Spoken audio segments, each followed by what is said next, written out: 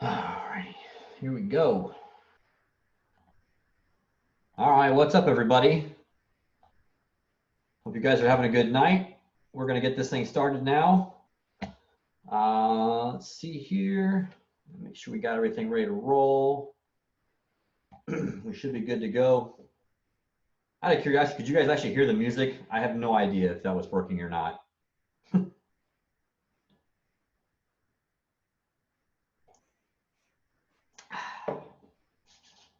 You guys hear me okay? You guys can use the chat feature for this. I will unmute you, Rob, when it's time for you to speak. So if you guys have questions, I will just raise your hand and basically just ask to be unmuted. I think you can ask me to be unmuted. Let me actually double check here. Yeah,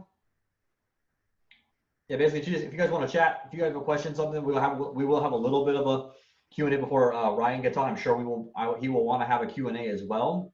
He'll be going on right at 7:30. So we will jump into this. We obviously have some announcements that we are need to go over. So I'm going to jump into that right now. Let me pull this up here.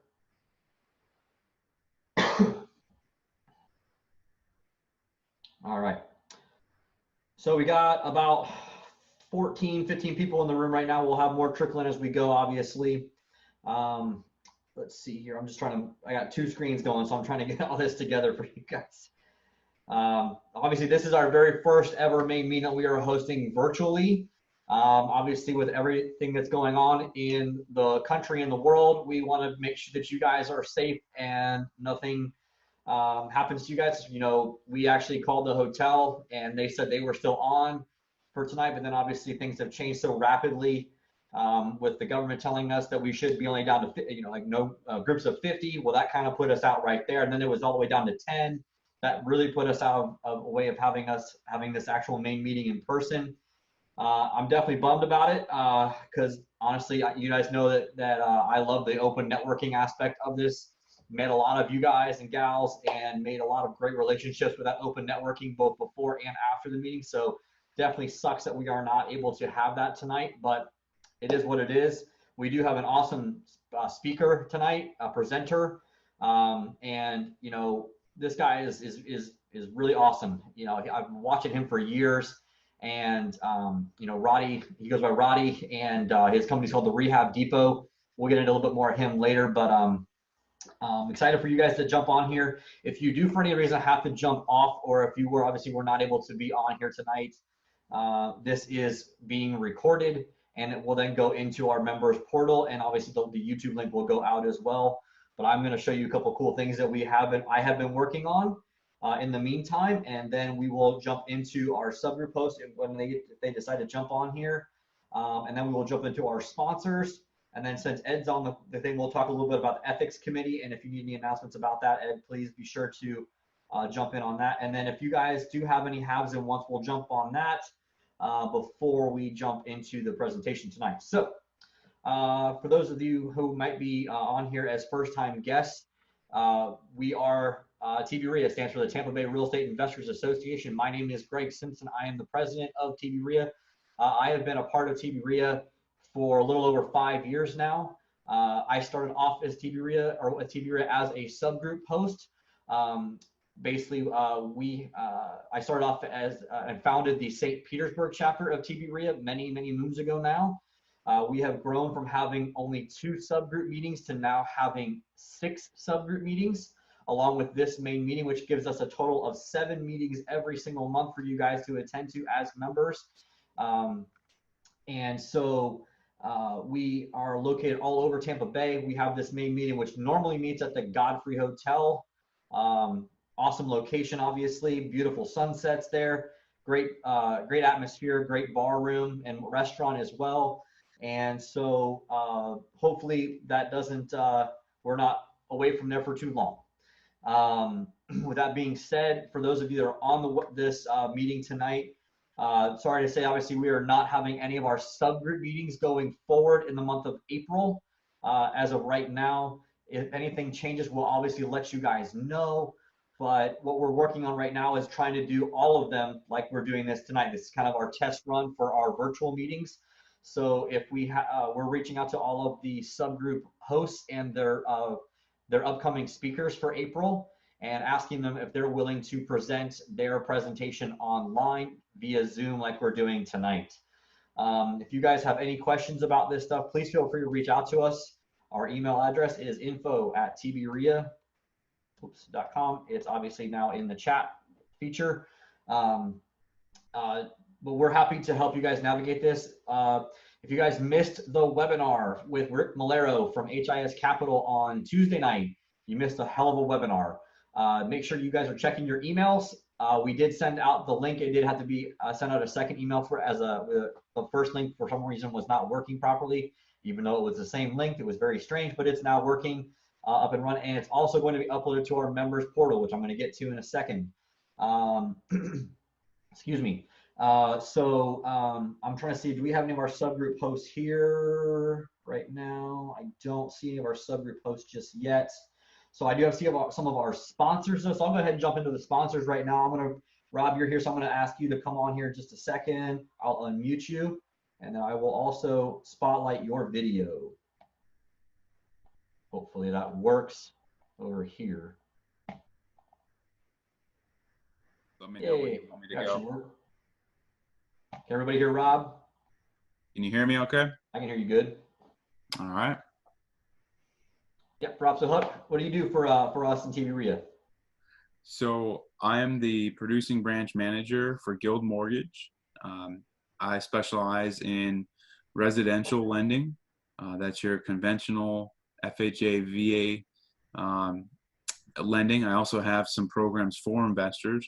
I'd like to say, I have some programs that are in between hard money and conventional lending. I'm an investor myself. I have 4 buy and hold properties, one that I'm Airbnb-ing. So I'm also here to learn, but I'm also here to answer your questions on, all things in the mortgage industry, cash out refinancing. I've been lending in Tampa Bay here for over 10 years. So open to answering any question you guys have. How are your Airbnb, or how's your Airbnb doing right now? This month is held on. I mean, it was projecting to be the best month ever, like crushing it. Same. And some dropped off, but it's still better than my mortgage payment. So yeah, that's positive. I think we're like $120 short of making our mortgage payment this month, which is fine with me. Yeah, next month might be a different story, but okay. You plan for that stuff, and you realize my house is by this Buck Stadium. So when football season comes around, I'm hoping it crushes it. So, well, I think based on what we're seeing with the Tom Brady, yeah, exactly, it's going to help you out a lot there. Yep. So just got to weather the storm. For sure. If you guys have any questions for Rob, make sure you reach out. Rob, go ahead and put your email address and your contact information in the chat feature so they can grab it tonight. Okay. And thanks for coming on, man. And I will get on to the next person. Thanks, dude. Let me see here. All right, so we got Edwin. Let's have you come on here.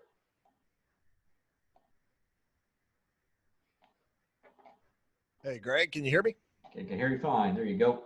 Fantastic. All right, you got the floor, man. All right. So some of you may know that I was the president of Vertical Fund Management, and Vertical Fund Management has been absorbed by Deployed Capital Group. Deployed Capital Group is a collaboration between myself and some really great gentlemen here in the TBREIA with just an incredible amount of capabilities. So we've created a private investment fund for our capital investors. And within this private investment fund, we have 3 deployment strategies. One will be first position loans, what we have always offered underneath the Vertical Fund Management division or management company. But we're also adding in the ability to purchase properties and fix and flip, as well as rentals. And in our rental strategy, we're going to be deploying rentals in the short-term and long-term plays. So Deployed Capital Group is a hard money lender based right out of Tampa. We can help any of the TBREIA members that are looking to get into those fix and flips, acquire these properties. And on top of that, we're going to help come alongside of them and help guide them in their renovation and especially their capital stack strategy. So the capital stack strategy is how much are you putting down in equity? How much are you borrowing or leveraging, especially with everything that's happening right now with the coronavirus and everything sort of wishy-washy in the markets right now. We want to be sure that not only yourself, but our investors are protected as much as possible and that they have a good, strong head on their shoulders, able to make those wise decisions. So if you need capital for your fix and flip projects, your long-term or short-term rentals, as well as transactional funding for those wholesalers that are doing simultaneous closings, you can reach out to us. You can go to our website, deployedcapitalgroup.com, or you can send us an email at support@Deployed Capital Group, and I'll make sure I put the email in the chat window. Perfect. Thanks, Ed. You're the man. All right, let's see who else we got here. I see Pete. Let me bring you on here. Pete, you got your video going? I believe I just clicked the button. Am I on there? Let me see. There you go. Oh, there's Christy walking in the background just to get every. There's our There's girl. There's our little one right there. So everybody, my name is Pete from Haven Title. I am the general manager here. Try to get it from Stop Shaking. I'm Christy's fiance first and foremost. So she is the absolute specialist in our household. But we're a title company that's been around about 5.5 years now. And, you know, we do anywhere between 80 and 90 closings a month. We actually have 4 full-time closers now. And actually possibly looking to add a 5th. We have a person that's done processing for us for about 3 years that we're looking to possibly bump up if business starts to show. So as far as for business goes, from our perspective throughout this process, it's honestly business as usual. The main thing from the title side is as long as they're recording deeds and recording anything really that needs to be recorded, we're a full go. So we're an office of about 8 people, so only 6 that are in-house. But just a few, you know, key points. I talked with some of our underwriting attorneys today, just around a few things. And one key point is just e-recording. So as long as we all title companies e-record, but that doesn't necessarily mean that something is going to get done if there's not anybody down at the county or the particular county, doesn't matter which one it is, to actually execute on that. So as long as there's somebody down there to do stuff, we're all good. Side point to that is you are covered. In Florida, the underwriters have to cover the gap. So that means if you close today and somehow tomorrow they say it's all closed, they're going to cover the gap until maybe they reopen or however it goes down from a government perspective to get those things done. So you are covered on that side. But we're full go and ready and willing to help everybody out. I'll put my email in the chat here to the right. It's just my first name, Peter at Haven Title. And always welcome to reach out with any questions. I'll be honest with you. I'm a good old boy from Kentucky, so I'll tell you it's straightforward. The questions are going to go straight to my closers. So I'll take the questions and I'll get you an answer and we'll get back to you. So I don't lie to you. But anyway, that's all we got from our side. Good to see you, man. Oh, also notaries. So as far as for people coming in, it's a touchy situation. I have a note on the door saying, you know, as far as for coming in, only important, not important, but necessity people, meaning the people signing from a lender perspective, agent perspective, we're kind of discouraging it. And we're overnighting checks and things like that to cover it so they don't have to worry about that. And I think we're trying to run the numbers now, but Christy and I have had a conversation. We're going to click a button. We're going to probably cover any mobile notary where people aren't feeling comfortable as far as for coming into the house, or I say house, but into the office. So we'll cover the mobile notaries on both sides if that's the case where they don't want to leave. So I'm 99% sure we're going to click the button on it, but we'll put something out on our Facebook page probably tomorrow, quite frankly, is when it will go out. Rock and roll. Sounds good, man. Thanks. Thank you. All right, let's see here. See, I got Rosario here. Let's get Rosario on. Rosario, you got your camera ready? Do I have my camera ready? Can you hear me? There you go. Oh, hang on. No, that's not me, dude. Hang on. Oops, I'm hitting the wrong. You guys keep bouncing all over the place.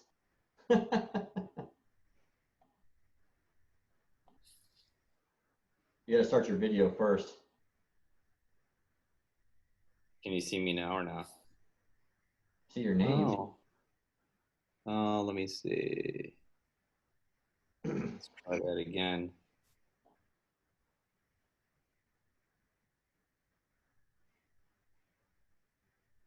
I don't know why it's not. Oh, here we go. Let's see. There we go. There you go. All right. See me? There you go. You're good. I'm not self quarantined though. I may look like it. My name is Rosario Terracciano. I'm one of the co-founders of a company called Click Invest. We find deals for clients, and then we also manage the rehabs for several of our clients as well. So between my partner Jeff and I, we've bought and or sold over 7,000 homes for our clients. We've worked for some of the largest hedge funds in the world that have gone out and built rental portfolios. So we've built a system that will identify deals, attach all the financial metrics, so your ROI or your yield or cash flow, depending on what your strategies are. We submit anywhere from 50 to 100 offers a day for our clients. And then once we get them locked up, we will go out there for you, take a full set of photos, and also put together a rehab bid and manage the entire process. So you can sit in your home, quarantine if you want, and we'll do everything else for you. Sweet. So so you guys know I am on my third Click Invest property that I bought through Click Invest's platform. The second one got listed this week. Still waiting to see what actually happens with that. We actually had a couple showings so far. Not sure, it's a little too early to tell, I think, whether we're going to see a hit from this coronavirus type thing on the listing side. Hopefully people don't freak out too much because we got money tied up in a couple of deals, right? But that one turned out great, man. And then the third one should be done with renovation next week, staging next week, and third one should be listed. So it's an awesome platform, guys. And there is a discount for members, correct? Yeah, I gotta pull it up. They're best just emailing me and then I can connect them. Yeah, I think you get $200 off the yearly cost of Click Invest as a TBREIA member. So. And then so one thing to mention. So I just got back in today. I was out this last week and just more of a staycation, jumping around. And I am from last week. So I took off last Thursday, came back this Thursday, and wow, the world flipped on its head, right? So from the selling side of things, and I told my clients this, and I think you've got that chart I shot over to you as well. I will definitely send it on your behalf too. Awesome. Just showing the recovery in China, what's already taken place in the real estate market there. So historically, just keep in mind, when events like this happen, transaction volume is going to tank from the acquisition side of things more so. So you're going to see the transaction volume tank, but once recovery starts to pick back up, the long-term effects, you don't see a strong dip in the actual sales prices. So historically, it's like a 2% variance on where properties tend to fall. So we've been telling our clients, like, be patient. If retail sellers that are living in occupied residences are pulling their houses off the market and inventory is already tight, what does that mean for you? You have a property that can be viewed and walked. So I wouldn't just go yanking the property or dropping the prices on it. We still have historically low interest rates and people still need to buy homes. So absolutely. I'm with you 100%. We talked about that a lot on our webinar. So yeah, it's awesome. All right. Thanks, Rosario. Thank you, sir. All right, let's see here. Ralph, I'm assuming that is Ralph with Old Tampa Bay, so I'm going to bring him on here. That is Ralph with Old Tampa Bay. Woo! There he is. What's up, Greg? What's up, TBREIA? Hey, this is Ralph Zeller at Old Tampa Bay Title. There are a lot of title companies out there, and the thing that's unique about us and kind of our value proposition as an organization, and what value we can bring to investors specifically, is that we are actually real estate attorney owned and operated. We have not one, not two, but 3 in-house real estate attorneys. So with what you guys do on a day-to-day basis, whether it's fix and flips, wholesale, whatever it may be, You know, from an investor standpoint, we have those resources to be able to help you get these deals closed. Also, regarding coronavirus as well, I know it was mentioned before about the mobile notary. That is something that we obviously have been implementing and continue to implement for everybody's safety and for convenience. So we have the mobile notary, and then also in certain circumstances, we're also utilizing remote online notarization as well. Is something else that we have implemented. And also regarding any earnest money as well, all the closing funds and earnest money will all be wired. And then if there is by chance that you have to come to the office for any closings that do occur in person, our closing room will be cleaned and sanitized. And then after each closing, you know, you actually get a little keepsake. You get a pen as well, so a little keepsake for you. But you know, we're doing everything to make sure that you're safe throughout this whole coronavirus, and looking out for the best interest for you guys. So I'll go ahead. I'll put all of our contact information in this chat room as well. And yeah, like I said, you know, we're real estate attorney owned and operated, and I'd love to have the opportunity to work with you guys. Thanks.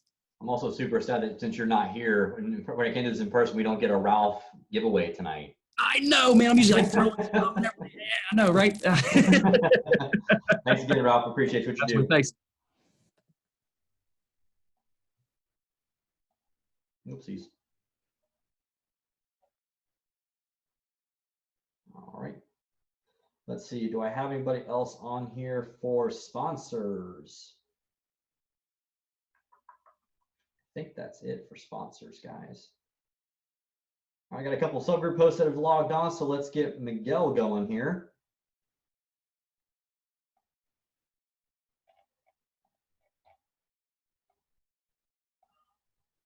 I'm not sure why my video is not showing. Can you guys hear me? I can hear you fine, yeah. Okay, I'm not sure what's going on with the video. I am Miguel Feliciano, the veteran investor and your veteran agent. I run the North Tampa meeting over at the 3820 Gun Highway location, which is the Homevestors office.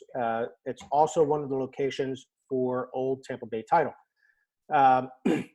And the next meeting, if we will be having that meeting, we'll know more later on.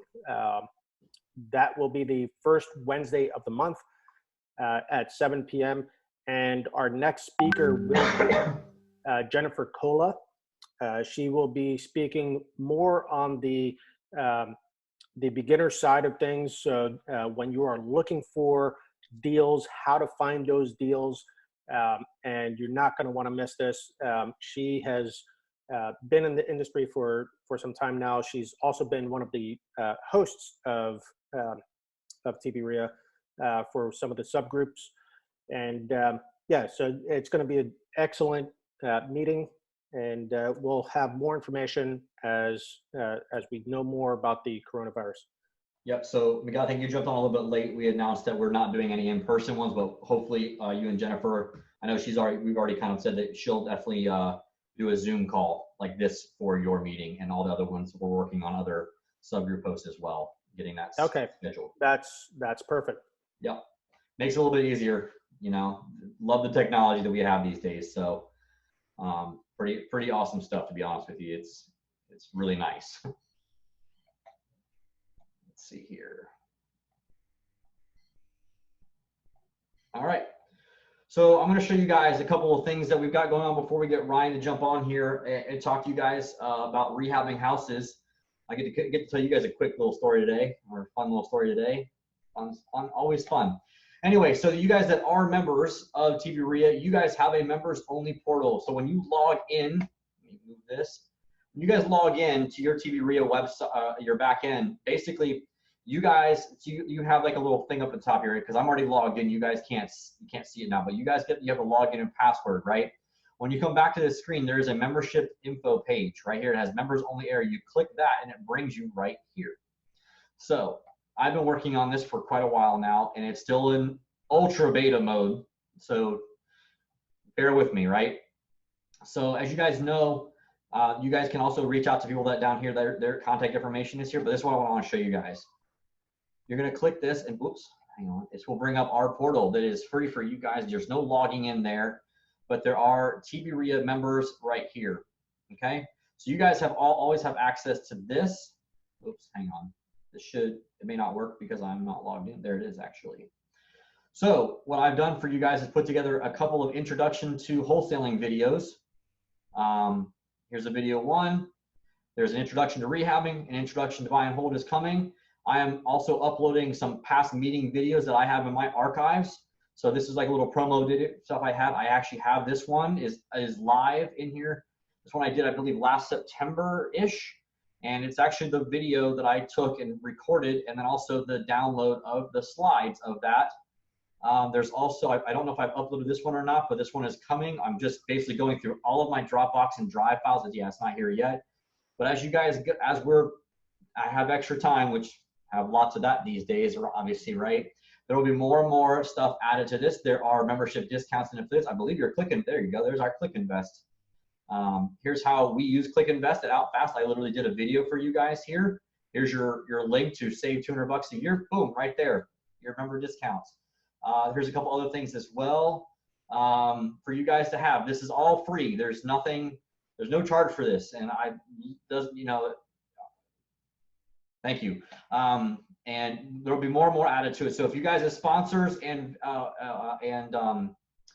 subgroup posts, if you guys have stuff, you guys can absolutely add stuff here. So if you record your meeting subgroup post, you guys can just email me the video or email us the video, and we will do our best to get this uploaded into our training site for our members. All right, so let me show, that's that. All right, let's see what else. So you guys also probably have seen a couple emails about our affiliate training or affiliate options now. So like all of you guys, whether you're sponsors or you are members, can become affiliates of TBREIA. And what that means is you sign up to be an affiliate. There's a whole training portal here too. Hopefully this logs in as well. And there are,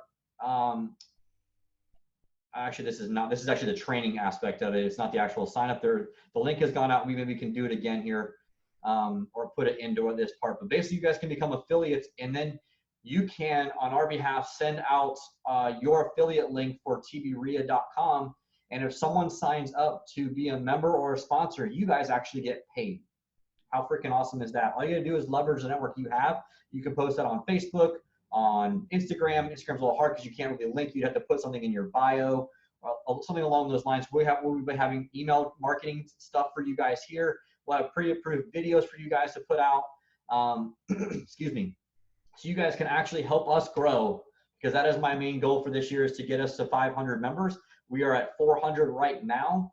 And so we are obviously growing, and I wanted to get us to 500. And this is a way you guys can help me get to my goal, and you guys can eventually get your membership paid for free. That was my goal with this. So you guys all can become, there you go. There's an example of it. So let me see, actually, this is what it will look like. So like it'll send them to this page right here, and that's Miguel's affiliate link. So that link is out there. It's really simple for them to sign up, guys. There's some testimonials from our members and our sponsors. Hey, there's Rosario again. So we've been working on the back end to show you guys the stuff, and it's been kind of hard to show you this at the main meeting. So I'm kind of glad we're doing it this way. Excuse me. I've been getting over this bronchitis thing for the last couple of weeks. It's not coronavirus, promise. All right. Let's see. I got one other thing for you guys. Hang on, I can't see now. So we did the affiliate thing. Oh yeah, this is the other thing. Is this it? Yeah. So I have also been working my butt off in the back end of developing our Wholesaling 101 Bootcamp online. It is about halfway done, so it's not open to the public yet, but it will be shortly. Probably give me the end of the month, because my schedule has gotten obviously thrown out of whack with this coronavirus crap. But very excited about this. I have already done 9 modules all the way through our entire marketing module, and then you can see I have all the way. I mean, it is literally soup to nuts, everything you guys need to know about wholesaling. So if you're willing to if that's what you're looking to get started with, be sure to be on the lookout. We will be announcing that on pretty much everywhere within the next, hopefully, 2 weeks. I just need to get my butt in the office and finish recording all of these videos, and it's going to be awesome. Basically, we've been teaching this class in person for a long time, And we've had a lot of people that have reached out that said we can't come if we've been doing it on Saturdays. And unfortunately, a lot of these, people that want to learn how to do wholesaling work on Saturdays, and they have not been able to attend the meeting. So now that training, now it's going to be all online for everybody, so you guys can access it on your own time, and it's going to help a lot of people really learn the real way to wholesaling, because there's a lot of crap out there. I'm sure, Rotty, you'll be able to talk about that in a little bit, about some of the stuff you see from wholesalers. I don't know how Chicago is. I'm sure Rosario can talk a little bit about that too, because he's from up there. But very proud of this, and been doing this for a while. I know Jennifer's been feeding phone calls and emails about this training for a while now. So excited to at least get half of it done. So it'll be live here shortly. I think that's all I have for you guys on our announcements. Let's go ahead and get Rotty on here so we can get this thing going. All right, we can go over here. Rotty, you ready? Well, good evening, boys and girls. All right, let's get you on the video here.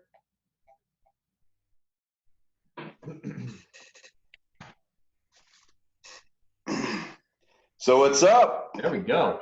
What's up, Tampa Bay? All I see are t-shirts, polo shirts, probably linen shorts, and we've got cold rain. Rosario knows my pain. Yep. He left me. Yes, my brother. It's all good though, man. It's all good, man.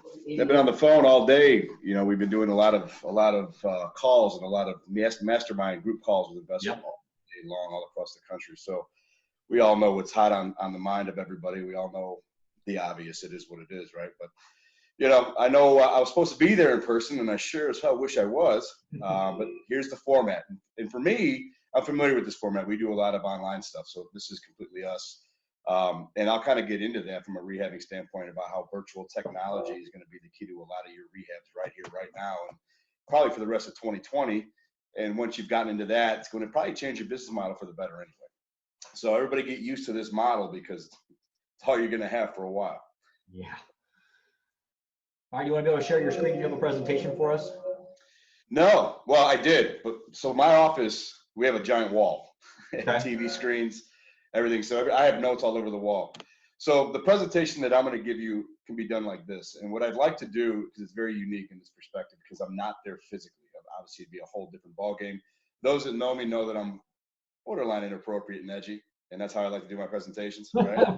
Rosario knows that firsthand. But the reality is, we are in a predicament. Everybody's going to survive. It'll be fine, but you got to take action. And that's some of the things that we did. So today at around noon today, Central Time, we were on a call with Next Level Mastermind. And we had about, I don't know, 300 or 400 people on the call. And it was just a mastermind of people talking on a panel about the high level guys, talking about what they're doing, whether they're the top wholesalers in the game, whether they're the top rehabbers, whether they're the top, whatever it is, could be salesmen, all those things. And we're talking about what you're doing in your business model right now to adjust, because everybody has a different model. You can still, everybody can wholesale, but you might wholesale differently. And you had mentioned, like, I probably have an opinion on wholesale. Brother, you have no idea the opinion I have on wholesale numbers. So just to give a background to those who don't know who I am, my name is Ryan Garcilazo. My nickname is Rotty. Our brand is the Rottweilers Redevelopment. I'm in Chicago, and we've flipped well over 1,000 homes. We don't really count anymore. But I'm a licensed contractor by trade, and I've been in construction since I was a teenager. I'm now going to be 39 this year. We opened up the Rehab Depot, I don't know, 5-6 years ago, when we realized as contractors that investors need our help, and there's nobody giving them help. And in respect, I mean, investors need help from the contracting side of rehabbing. Because we survived 08-09, right? Rosie knows. I call Rosario Rosie. Rosie knows. We all made it through that. We know what that's like. And it wasn't comfortable then, and it's not comfortable now, because there's a little bit of a variable here. We got a virus that's involved in this situation now, so it's a little weird. I think at the end of the day, the first thing everybody needs to do is pump the brakes, relax, breathe. You're alive. Enjoy your family, right? The reality is, the only thing giving everybody anxiety, and this is where we all kick in as entrepreneurs. The only thing that's giving everybody anxiety is that we don't know when it'll end. It's a time frame game. So what does that mean? As an entrepreneur, that means you can't stop, right? Anybody listening to this call right now, whether you own a business or if you're a service provider to the REIA, obviously you're all investors to some degree, whether you're new, in the middle, or seasoned, it doesn't matter. You're an entrepreneur at the core of everything. So go back to your core attributes, your core strengths of what got you in this business way back when. And remember what got you back in this business way back when you had to hustle and grind. And some of you still might be in that mode in the very beginning of your career. That's okay. Part of the process, man. But for those of you who are a little nervous, I'm nervous too, right? The high level guys are nervous too. But all we're doing is I'm trying to reassure you that it'll all be fine. Keep doing what you're doing, stay focused, and go back to your core strengths. For me, it's always been contracting. The last 5-6 years, I've been consulting and training and running boot camps on project management. Guess what? I might have to get back in the game. Do I want to? No. But I have a strength there, right? I have a core ability to do so. And I always knew in the back of my mind, if and when we go back in, when things get better, we come back out and keep doing what we're doing. And that's what I mean by leading by examples. Leaders lead. Real influencers are in the game. You know, they're not on the sidelines coaching. They're in the game doing. And that's what we're all about. So I wish all of you the best, and I'm here to answer all the questions. But here, first and foremost, Greg, thanks for having me. Thanks for reaching out and letting me come on in. I think I've reached out to you in the past saying if you ever need anything, let me know. Rosie knows me personally. He could testify to the degree and pedigree that I am. And I am a straight shooter. I think we heard somebody from Alabama who says that, you know, the country boys keep it real. So do the city boys. And that's good. The time right now, you don't need fluff and bullshit. You don't. It just doesn't happen now. Now is the time for all investors in this industry to unite as one and come to a resolution. People can borrow money from people. People can leverage lines of credit. People have loans. I mean, there's so many things you can do right now where somebody might have otherwise been a competitor in the game, might be somebody who can help you, right? And that's what this is all about. And I'd love to share my experience when it comes to the rehab game as to what we can do now. And that's what it's all about. And we kind of call it like emergency rehabbing. Where are we at? So what I'd like to do, Greg, if you don't mind, is let's do a Q&A together, right? It's a different format. We have the ability to kind of just relax and talk a little bit, right? Sure. We're all laid back. We're all wherever we're at in our home office or home, and we're just relaxed looking at our screen. So at this point, let's keep it lax, right? Let's keep it relaxed.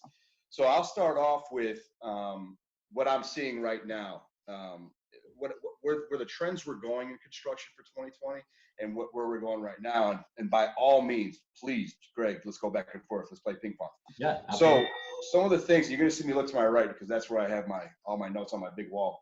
So some of the big trends that we've had that were supposed to be happening as we speak prior to the virus were things of technology being a big piece of this. Virtual technology. So I'm talking about CAD drawings. I'm talking about Matterports, three-dimensional type layouts, right?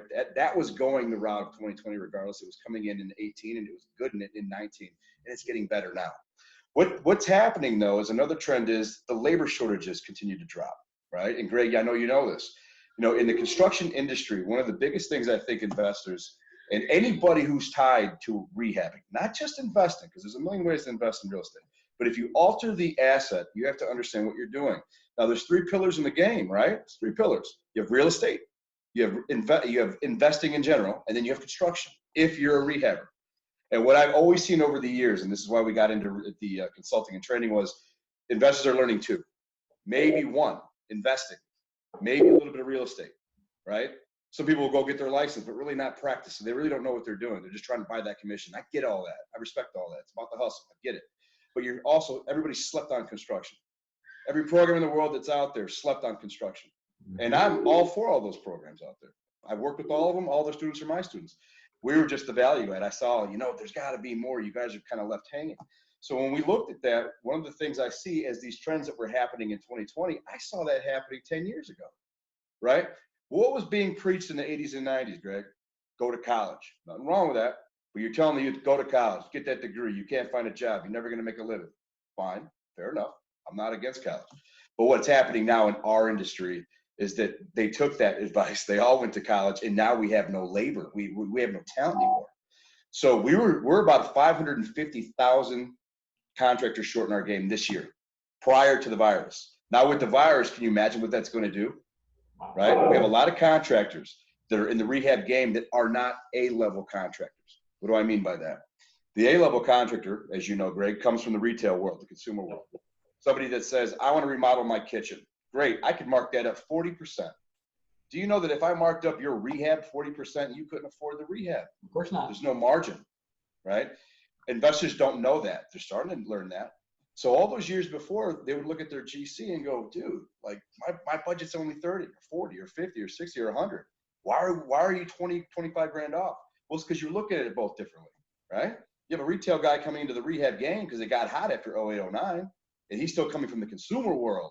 He doesn't realize you really don't have a margin. You don't realize you really don't have a margin, right? It's a funny game, man. So the reality was that's where you start having this conflict. And oftentimes than not, I would always see it as if the investor didn't really know the number side of construction, the number side of rehabbing, then you're really not having open dialogue. And the transparency in the estimate, for example, or the bid, as you call it, right, might not actually be true. My markup might be the problem. It might not be that I don't know how to bid. It might not be that I'm not accurately assessing the project. It could be my markup. Maybe I'm 20% over what you can afford, and you don't know that. So you're like, up, next guy, up, next guy, up, next guy, right? Until you find a guy that maybe can do it for your budget, because that guy doesn't even know how to do a markup. He doesn't even know what his overhead costs are. Because what did I say earlier, Greg? It's a business, right? We're entrepreneurs. At the core of it, we have to understand what P&L statement is. At the core of it, we have to understand a little bit of accounting and sales and marketing and advertising and presentation, right? You're the full package. Until you have a company in which you're fortunate enough to hire a COO or a partner and staff, a lot of people on this call might not have that yet. Maybe they do. But from what I understand about REIA, a lot of people are here to really, really learn. So I like to paint the big picture of where we're going, you know. And I wanted to kind of touch on the aspect of those trends that are happening have been happening for a very long time, and now they're going to be amplified. So the top trends that I see happening right now: shortage in labor, virtual reality is going to become a big, big deal. Here's another one: drones. Drones are fun and they're cool, right? Because we can do awesome videos. Oh my God, let's do this marketing video. It's a great shot over the project. We've all done them. I'm guilty too. Who doesn't like good marketing? But now a lot of companies are getting extremely savvy in 2020, especially commercial construction, where they can now use a drone to go floor to floor to see what's happening. They can paint a picture of a skyscraper better.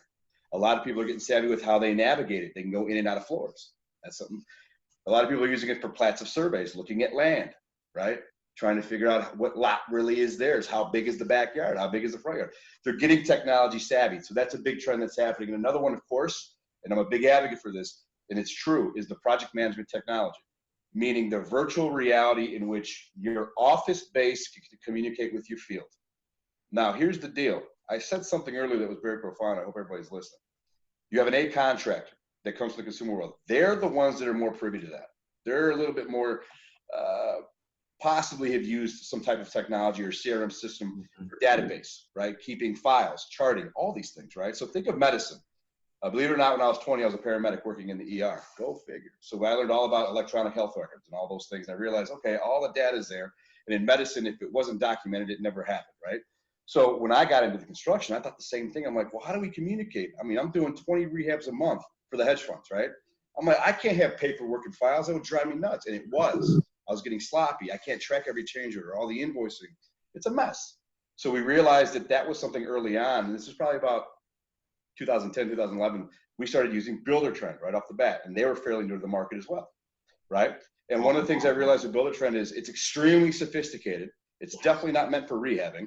And it's meant for custom home builders. But the concept was right? The ability to track and project, whether it be scheduling time, money, everything. And I thought that was fantastic. The reality is that's going to play a big role right here and right now as we stand here, as we sit here on 3/19/2020. The reality is guys are going to start getting sick, right? Guys or municipalities, for that example, might start quarantining and saying, we're going to shut down for a couple of weeks. Now you have inspection issues, right? All these things are going to start compounding. It's going to happen. Now, I know in Florida, you guys are still partying on Clearwater Beach. I've been watching. I've been watching. We've been locked down in Chicago while you guys are having coronas with the coronavirus on the beach. We're watching. We're not judging. We're just watching because we're locked in. But my point with that is eventually you're going to have to be forced inside. And that's where that virtual technology is going to be a huge advocate for you, because how else are you going to find out what's happening on these projects, right? Virtual bidding and estimating is something that you guys as an estimator, investors are really going to want to grasp when you start talking to contractors. Rosie can come in here on this. And I think he actually unmuted himself. But Rosie understands the significance in the role that he's taken. The Rosie that Rosie is now, right? He's in a huge role, project management, putting all the bids together, right? Eventually, he's not going to be able to physically be there. And that's where virtual technology will come into play, right? Investors and him, they need numbers, right? Well, then you need to be able to go online and get visual video. You need to get visual pictures. All those things are going to play a role here and now. The same thing is when you have crews out there, and let's be honest, you guys aren't going to want to go out there, but if your crews are working, you're secretly going to be happy, right? That means there's hopefully progress being made. So with that said, you're going to want them to give you those updates real time. 10 pictures right now, what's happening, where we're at, right? If you understand what Gantt charts and scheduling consist of, which is part of project management in all industries, it's more prevalent and more important than ever in construction right now, especially in the rehab niche, because if you can't put together a schedule, you can't manage. You can't manage what's not manageable, right? And I think Rosie can testify to this again, because I know he's in the middle of it, having to deal with contractors, having to deal with requests, having to deal with possible change orders, having to deal with just regular things, man. And that's it. And I'm sure, Greg, you understand what I'm talking about, that these things happen. And the way you correspond is a very big deal. I mean, right now, 62% of contractors across the country still using manual forces of data. That's how they transfer data, still manual, a piece of paper, maybe through an email. That's archaic. It's 2020. So that's one of the things I really wanted to touch upon, was that you're going to be going virtually all the way across the board. Another thing that's happening and is going to continue to happen is that material prices are going to go up. For the obvious. Steel's up, lumber's up, iron's up. Why? China. Why? Italy. Why? Asia. Why? Obvious, right? So these are things you're going to have to understand. One of the big things I see happening in construction, and I'm being serious because I study this every day, all day. This is my job, is to try to help this industry understand what's happening from our side so that you guys are better prepared. That's my job, right? And one of the big things I see now is what's going to happen is exactly what I did. I'm an A contractor. I ran an awesome empire back then. I'm glad I don't anymore because life's less stressful and I still have my hair. But the point is, what's going to happen is guys like me are going to end up leaving the consumer world because they're going to have to. Because think about it, no one's doing a kitchen remodel right now. No one's going to go remodel their basement anytime soon, right? No one's going to build a backyard anytime soon. That's the reality of it. Everybody's going to be looking at their cash flow. So those A-level guys are going to start re-entering the rehab game. And that's going to shake shit up. Because what you've been hiring and dealing with is the riffraff, the C-level guys. The guys that need everything I'm talking about. The guys that need consistent oversight, need consistent supervision, need consistent communication, need follow-up and badgering and say, get me this and get me that and blah, blah, blah, blah. But the first thing they want is a draw, right? When am I going to get paid? When you give me the information I've been asking for all fucking week. That's when you're going to get paid. And that's how we had to be in the game, right? So I'm kind of glad that we had that backbone in Chicago to be the way we had to be, because it helped all across the country when we consult investors. But those A-level guys are going to come in and they're going to rattle the cages a little bit. And those C-level guys are going to have nowhere to go. They're going to be gone. So some words of advice on that. If you, what you got? You see that? You see I see Tony some numbers. Calamassio's name? Yeah. That's my contractor guy that's driving me effing crazy because he calls me all day, every day, and I'm ready to kill him. And I'll have a story to tell everybody a little bit later tonight too about him today. Well, I mean, so Greg, let's play on that, right? I mean, am I giving you guys the information that you're looking spot for on, brother. from our world? I mean, this is how it is, man. Like, I'm at the core of it. I've been at the core of this rehab game since day one. I tell Rosie, and I'll tell anybody across the country, I own this space. And the reality is because I live in it all day long and I've seen it. We've done thousands of flips and I look at these and go, that was a nightmare. Thank God it's over. Because even as good as it is for us with our systems and our processes, we have a variable just like you do, subs. Yep. And we have to get as sophisticated as possible to aid them because they're not A-level guys, right? And we have to also get their buy-in and like, listen, I'm trying to help you get paid. I want you to do more projects. I'm trying to understand your pricing model. If you even know what your pricing model is so we can buy around you, right? I want to give you volume, but you can't even handle one. You know, so you're always navigating them in the best route possible. And I've worked with hundreds of subs in my day. And the reality is I would still call a quarter of them if I needed something. And that's true because a lot of them figured out that there was a system that we had. And the system that we have came from the hedge funds. When we worked for them as contractors, I studied them. And Rosie knows this. I've shared this with him and other groups and others speaking panels. But I studied these hedge funds and I'm like, man, all these levels of management, I don't want that overhead, but their system works. Their paperwork works. Their Excel spreadsheets work. Their database works. The way they price works. I have to understand that. And all those years ago, as that little itty bitty country that had big dreams, I said, if I can emulate what the big boys do and bring it down to my little level, maybe I can be number one in Chicago. I never even thought about going national. Just wanted to do Chicago. And we made that happen. And it wasn't easy. And that's why I'm trying to tell everybody that it can get done. Whatever you're doing right now, continue doing it. Don't stop, right? If you're the wholesaler, Do your marketing. Get your marketing out there, right? And leverage people like me, people like that are in positions of influence that are actually doing it. Leverage Greg, leverage Rosie, all these guys, all these sponsors you have. They know a thing or two from their part of the transaction. Leverage that. And I really encourage all of you to do that. So Greg, ask me a question, brother, before I go on forever and get cotton mouth. Well, yeah, I mean, the thing I want to you guys understand, like, so he's already hit the nail on the head big time on one thing. So my current best contractor was an A-level contractor, only did high-end Mac Daddy, beautiful renovations for higher-end people. I like that. Oh, it was, so like he's now transitioned into our world because he's started dealing with all these little hundreds of change orders per client, right? Oh, this little thing is off over here, or this little thing over here, and but clients don't want to pay for that shit. So they're like, he's like, I'm done. Yes. So he loves working with me because I'm like, dude, I know what needs to happen. I know that you don't have to call me and say like, hey, like on one of the most recent rehabs we did, he's like, hey, we opened up a wall. It was load bearing, so that's a change order. I'm like, okay, I get it. No big deal. I get it. We didn't plan on that.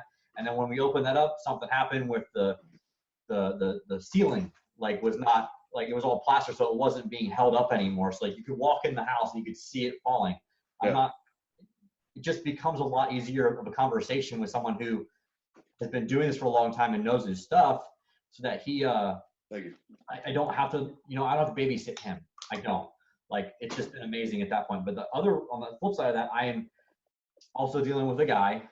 I just showed you his messages to me, or his calls to me, because obviously we're doing the same thing. We're doing, like next level masterminding, if you will, and trying to figure out our own internal processes with what's going on in the marketplace. I'm like, I don't have time to have you call me 6 times today. Like, he then showed up at my house today. I'm like, get the. Oh, see, that's but unfortunately, that's where it gets dangerous. Yeah. And this is exactly why technology will be your friend, because you're going to keep them away. Yep. Right. So because the way we operate our system is when we hire a sub, and obviously, mind you, now I do way more consulting than I do contracting. I mean, every now and then I might actually contract a job if it's for a friend. But the reality is I do more consulting and training where I put them in our system so I can monitor the investor talking to their GC and help mediate what's happening from behind, right? And my point is that actually helps in a million ways when you have virtual technology, because you're keeping them at bay and you're able to answer them. But we always require subs and GCs to be in our system. You want to work with us, you have to use our system. It's free to them. We don't charge them for it, right? But you have to, this is how we operate, right? And if you want to communicate and you want invoice processing and all these different things you're requesting, it goes through a system, because I want to keep you out there, right? I've had the guys come to my house too, and we've had our little battles with that. It happens, but you have to savvy up then, right? This is the time. This is the time to keep that positioning where leveraging your relationship with the contractors by having them in your system now. You can basically say, you know what, I'm not going to be able to make it. My daughter's got a school play, or my daughter's sick, or my son's sick, or whatever. Send me 10 pictures by 1 o'clock and give me an idea if we're on pace for tomorrow per schedule. Right there, boom, click it in, and you can get a notification immediately on our phone when they read it and when they respond to it, right? I can go in there and put a list of to-do action items and I can assign it to anybody I want, and they've got to get it done by that time, right? So then I get a notification if it's done or not done. If it's done, they have the right to go in there and they can click it, check mark it that it's done. I get a notification that the tile in the bathrooms are complete. Boom, So I'm able to take the schedules and I'm able to take some of the Gantt charts, throw them in the system so that they can visually participate in that, right? But here's a kicker. Here's a big kicker here, and I want to explain this. This might be a little bit higher level than some of the people on the call, but I want to paint the picture of where you can go, right? I want you all to grow. Is that there's a thing called KPIs. Key performance indicators, right? Hopefully some of you heard of that. What you're trying to track with that is costs, time, labor, material. And what you're doing is you're trying to figure out basically if your KPIs are working to your advantage or if they're not working to your advantage. Meaning, so like right now I'm preaching get lean, right? The call I did for an hour and a half earlier today, get lean. What does that mean? Well, that means reducing waste, which means now you got to improve quality control. You're probably like, oh, right, that sounds so easy. Yeah, well, it's easier said than done. Of course it is. Everything takes practice, right? You don't just jump in and buy 5 properties that you want to rehab if you've never rehabbed before, right? And if you've never rehabbed before, you don't go after a $300,000 rehab. right? I'm talking construction numbers, by the way, Mhm. not ARV. So these are things to consider. I had so many clients come to me on their first flip, and I look at the property, and I'm like, I go, do you have prints on this? Because this is a full gut renovation. They're like, oh yeah, we got the architect working. I'm like, cool. Have you ever done this before? Never. I'm like, oh my goodness. I'm like, you're at like 275,000 ballpark, and that's just looking at the prints. I go, do you understand that's a massive undertaking for the first time that you've ever done this, and you're a young couple? And I'm like, and I would make jokes like, do you guys really love each other? Because this is going to be a test of time right now. But you're going to be on this a lot longer than you think. And then you start testing them. Do you know how long this project's going to take? No. I'm like, do you have any idea how long you think it should take? No. All right. Do you know if a $300,000 budget's good or a $100,000 budget's good? Do you know the difference as to why? No. Okay. Understood. And that's okay. But that's what I'm saying is that's not being taught. So many investors go into the game and they get just tied up. Yep. And they smoked. And right now, I would say over the the rest of the year, you're going to see a lot of peers in the industry go bye-bye. Mm-hmm. I'm not trying to be a dick, but it's the reality of it is the people that think they're going big. It's the show me people. It's the ones saying, look at me on Facebook, taking selfies and pictures. You're going to see them gone real quick. They're not going to survive because that's fluff. It's not a business. And when we run our boot camps, literally the first thing I say out of my mouth is like, I'm glad you're here because we're going to see who has a business today and who has an idea. Because if you have a hobby, you're going to lose. Yeah. Because here's the deal. There's guys like me out there that if I were still in contracting, they're going to take your money without blinking because I know my numbers. Yeah. And I know how construction works. So that's really the impact that I want to kind of portray. I'm not trying to be moored by any means, everybody. Not at all. That's not my thing. But I am being very raw and transparent as to the undertaking that you need to understand. And trust me, I've done rehabs in Florida. I used to have an office, I think, who's the guy that was over there off Gun Highway? I had an office with Frankie Herrera and all the Homefester boys. I think it's the same building you're in. Well, I just texted Frankie. I said, I'm on a phone call with this guy Zyler. He said, yeah, that's my boy.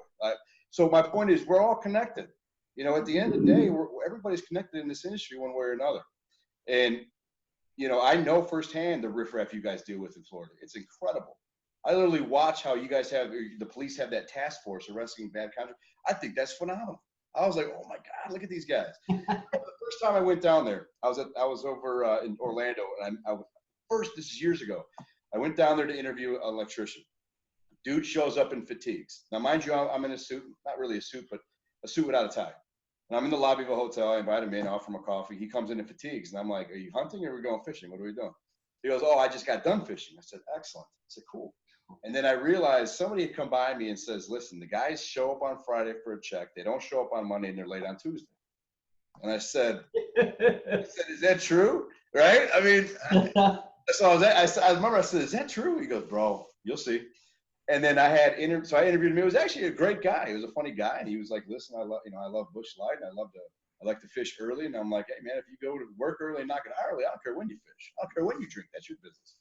I had a guy that came in who was from Boston trying to use everybody else's license. And I said, dude, I'm from Chicago. We can't have that. I'm like, no. And I know you have a lot of that. Everybody coming down from the East Coast, and they're trying to borrow licenses, and they're burying you guys. I got a buddy. Yeah, we all got a buddy. We all got a guy. Rosario's been trying to use my license forever. No, I'm just playing. So the reality is, that's the question. You mentioned some of that because a lot of you know, obviously we're a REIA, so a lot of our members are a little bit newer. You talk a little about project management. Explain what a Gantt chart is for those that may not know what that actually is. Absolutely. I'll even draw it for you. So a Gantt chart is essentially like hash marks, right? It looks like you're walking some steps. And a lot of those hash marks will essentially overlap. What those hash marks represent is time per task, right? In project management, it's actually called the critical path.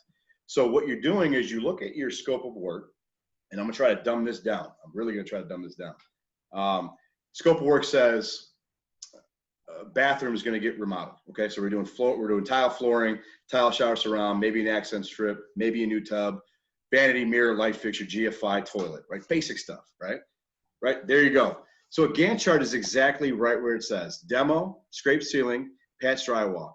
What that really is saying is if you look to your left, it's itemized per your scope of work of what needs to be done. If you go to the next box, if you go to line 12 where it says demo, okay, now go to the right, the black line. Mm-hmm. What that's telling everybody right there is that on 3/20, if you go right up, it says Monday, 3/20, that's basically the start date of demo. And then the last part of that box, and then go up. All right, 322. So basically what that says is you have 2 days of demo. But notice there's another box underneath that says scrape ceiling that's supposed to begin at the same time, which is basically in the middle of demo. So if you go up, they're basically saying that scraping the ceiling is going to start at 321. And that's what a Gantt chart essentially is. It's the amount of time per task to get things done. So, and I'm glad you brought this up, because this is where, if investors, doesn't matter if you're novice or you're seasoned beyond belief, because even the guys that are doing 300 flips a year have no idea how to use this. The reality is very simple. There's something called slippage and there's something called a float, right? Now let's look at this Gantt chart together, everybody. Let's just look at demo. Demo says it's supposed to take 3 days, 20th, 21st, and 22nd, right? That's in a perfect world. Let's say, he laughs, he knows what I mean by it. Let's say it goes to Friday for some reason. Guy was right. He went fishing and got drunk and woke up the next day, right? Didn't realize he had to work. So let's say demo actually took to next 20th to the right. What you have there is that means the task went over and above. So you're hoping, one, when you project manage, you got to look at your entire rest of your job and say, can I buy that time back? Or are we going to be over the projected time frame by those 2 days? Because each task could impact, right? Look at the coronavirus. It's exactly the same analogy. It's doubling, right? People are getting sicker by the day. It's like doubles by 100, right? It's crazy. So that's exactly what this is. It amplifies. So one task will affect the other task. So what you do effectively as a project manager is you monitor this on a daily basis, literally, and you communicate with your GC and say, hey, listen, I know you were a day late on demo. I'm not going to kill you on that, but that day, can we get that day back, or does it mean that we're a day over our budget, right? Because time is money in construction. They're tied together. That's called a KPI, right? We have to figure out our time. So the same thing, right? So what we're looking for when it's a slippage, when it goes over a time frame per task, let's go down that road. Let's just go to retexture drywall. So retexture drywall is supposed to start on the 22nd. Let's say that takes 3 days, man. Maybe the drywall is in such horrendous condition, nobody actually really looked at it. They realized that there's cracks that keep going on forever, or the patching is not drying, whatever it may be, right? Yeah, it rains here and then we can't, exactly. It doesn't allow us or whatever bullshit. Yeah, exactly. Because weather does play a role in that. Right now, you guys do have some cool weather. Or the past recent weeks, you had some cool weather. Mm-hmm. That affects things drying and curing, right? Concrete doesn't cure when it's cold. Paint doesn't dry when it's cold. We run into those issues in the Midwest all the time, right? Sure. Because when it's cold, I got to have the house heated. First thing we got is get the furnace going and get some torpedoes in there. We got to get things drying, right? Different problems you guys have. So my point is, for the example I gave you, I'm not trying to confuse anybody, but it's very basic. If it goes over a day or a week by the based off of the time you thought and projected, then that's called slippage. If you do a task, and let's just example, tile said it's going to take 3 days to do, and they do it in 2 days, that's called a float. You got to buy back. So now you got a day back. So really what you're doing, anytime there's slippage in your schedule per task, you're going to be asking your contractor basically weekly, are we on time? When can we get the time back? So let me piggyback off that, Greg, and let me give some basic project management ideas that work, okay? This is for ground level guys, right? Very simple. Sunday night comes, you're the investor, you're actually the project manager. And for those of you who are like, I don't want to be a project manager, wake up. That's what you signed up for. So, you're a real estate investor, you became a project manager. Deal with it. We call it babysitting here in Florida. Oh man, babysitting. We just shoot people. But the reality is, that's what you've become. So you really need to operate in that capacity, continue to evolve in that capacity. And that's our forte. That's what we teach. So here's some good tidbits. Take this with you. Sunday night, get your week ready. Look at your schedules every time, whether you got one project or 4 projects, that's your business. But look at each project. Look at what the schedule is supposed to be for that Monday to Friday. Monday morning comes around, you text, hopefully you're gonna get a CRM system soon, but you text that GC and you basically give them that Monday morning quarterback call. Hey buddy, good morning. Where are we at in the schedule, right? Are we gonna be on time this week? And is there anything you need from me? Write those down. Where are we on the schedule? Are we going to be on time this weekend? Is there anything you need from me? Do not ever be afraid to offer your services and say, you know what, dude, I'd rather be a day late. I'll go buy the doors and we'll work out the contract later, right? You're on time right now, and the time is your time, and the time is your time, and your time is money, right? Some of you may get hard money loans to get started. Well, you got interest rates, you got mortgage to pay, you got some points out there. Some of you might have self-funding and leverage partners and have gap funding. That's all your business. I don't care how you do it, but you got time, and time is money. So the Monday morning quarterback call, you text them, make sure we're on, you're reminding them of the schedule. This is what we got going on. Are we going to be all right? Are we on time? And then is there anything you need from me? Can I get you? Do you want me to bring you lunch because you're behind on time on Wednesday? Do you want me to go pick something up from the store for you? Is that delivery, late Friday? Do you want me to just go pick it up in my friend's truck and drop it off? Whatever. That's the idea. You're going to get involved. And that's one thing I tell investors all the time is at some level, you must learn where and when you must participate in your rehab. I'm never going to suggest get dirty. That's not what I'm saying. You need to learn how to manage, right? And those are little things that set the tone. Once you've done that, you should be walking your project minimal twice a week. I don't care how big it is. Minimal twice a week. If it's $10,000, be there every day. It's a 1-week job, right? That's my point. $1,000 a day rule is very easy to think about. And I want to get off on a tangent, but $1,000 a day rule is very easy when you're trying to figure out the duration of a project. 100% accurate. 30 days, give or take. That'll help you get the advantage on what you're looking at. I got all kinds of insights.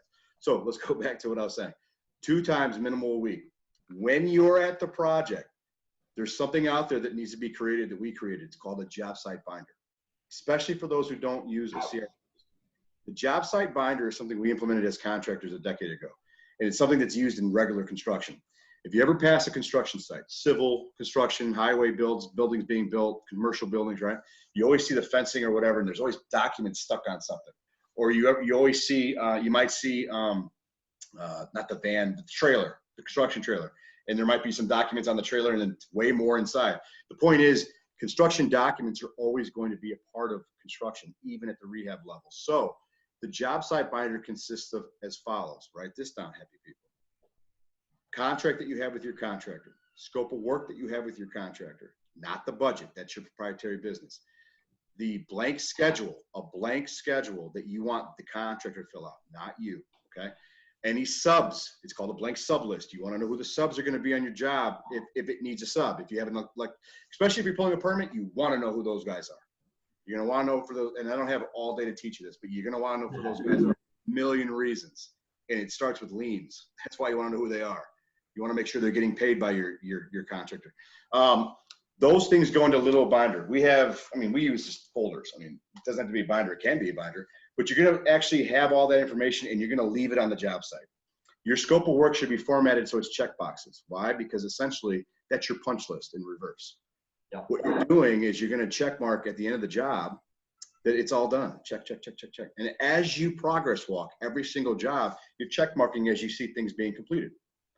The other thing you're doing on each progress walk, right, twice a week, is you're not only checking the scope to make sure the scope items and the schedule are being adhered to at that time, you're doing a rolling punch list. A rolling punch list is the key of what I just said first and foremost about getting lean, quality control. When you start consistently punch listing as you go, you're just looking for inconsistencies. You're not badgering the guys. You're not saying you're an idiot, you can't install trim. What you're looking for is imperfections in the trim because remember, they got a lot going on. They're trying to go from task to task themselves, which is what you want. But your job is to back them up with another set of eyes. So a rolling punch list is as simple as using blue tape and just saying, hey man, trim looks good, but I noticed a couple marks or this part needs to be caulked. I'm just gonna mark it, dude, to back you up so you don't forget to caulk it. That's it, and you can make a note in the job site binder that I wanna make sure that the caulking happens. Trim's in, but it's not caulked, something like that. Or I still see finished nail holes. I want those caulked. Simple stuff, simple stuff. Those little itty bitty things will start putting you in control. And what do you think you guys are creating? A process. An expectation. Creating a process because remember, you're a company, you're an owner, you're an entrepreneur, and you can't have any W-2s or any W-9s follow nothing, right? You have to have a process. So what you're creating is uniformity now. And what you're creating is a guideline in providing leadership so that your GC knows how you operate or wish to operate. And they will start following that. They'll start expecting that. Hey, when are you going to come to the house again? Hey, man, you didn't text me on Monday. So I don't know. I do need some things. Or are you sick? Those are the good days. They're going to start saying, hey, the job site binder doesn't have this or this because you made a mistake. Great. That's good. You got their buy-in now. Now they're looking at it. You want them looking at it. So those are itty bitty, basic little things that you all can do at your level to start really focusing on project management, because project management is not just oversight, it's negotiation, right?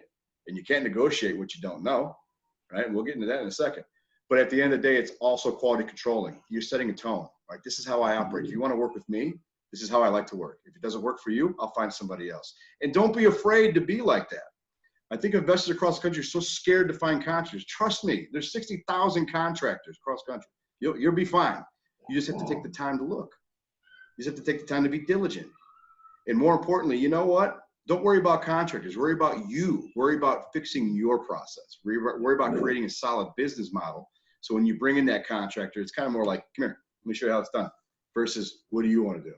Yeah. Okay? Don't put on that.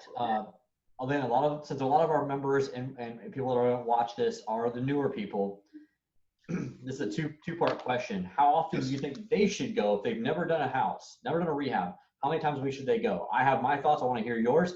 And then secondly, how do they know they're not getting taken advantage of by a contractor? So the first question was, if they've never rehabbed before, how many times should they go? Yeah, because like two times a week seems for me, for someone who's never done a house. I mean, I remember my first one, I was there like 4 or 5 times a week. My first go, because I'd never seen the process happen before. So I want to hear your thoughts on that. I have a couple different perspectives on that. And I know why you're asking. It's a good question. Remember, I'm a contractor, so I've seen it from a whole different world. Mm-hmm. If you're new, you should be there every day for the first project, but not in my way. Yeah. Okay. You should actually be there to learn and be honest about that. Right? And you're thinking, no way. If I tell them I don't know what I'm doing, they're going to take advantage of me. Yeah, yes and no. You're going to have those guys, but there's a process called production. I think you and I talked about it briefly months back. But in construction, there's a process called production. That's when you plan and prepare for demo day one. And part of that is understanding your GC. Part of that is getting to know your GC. Part of that is creating dialogue with your GC, right? You're going to date this fool for a month or two. I think you should get to know him, right? I think you should get to know him. I mean, at the end of the day, that's what it is. So some ideas on this. If you're newer, walk it consistently. If you can get there every day, do it, but don't be a nuisance. The way I like to present, the next logical question is, well, if I don't know something, how should I ask? This is what I always do. And I to this day, I use it if I haven't seen something. I will literally walk to a contractor and say, hey, brother, quick. Learning, this is a learning opportunity for the both of us. I've never seen that before, right? Can you do me a favor? Can you explain to me how long that actually takes and really how much that's going to cost? Because I got to go back to my paperwork and figure out what I got to do. That's different than you being combative because you don't know, which happens often. Investors are like, change order. Oh, that sounds expensive. You don't even know how much it's supposed to cost. So you come off immediately bad. Contractor's kind of like, just the same way a contractor would come off bad if you know something that he doesn't, right? This is where humanality comes in, being human, communication skills, leadership skills. So you lead in to say, listen, I don't know I've never done this before. So I got to know how long it's going to take and how much it's going to cost me realistically. So I can go back and work on my budget and scope of work, and then we can get this thing done. I want to get you paid for this. So you're almost making it sound like it's almost matter-of-factly, right? But you're also asking for insight and advice. And what you're doing by doing that is you're giving the GC some respect.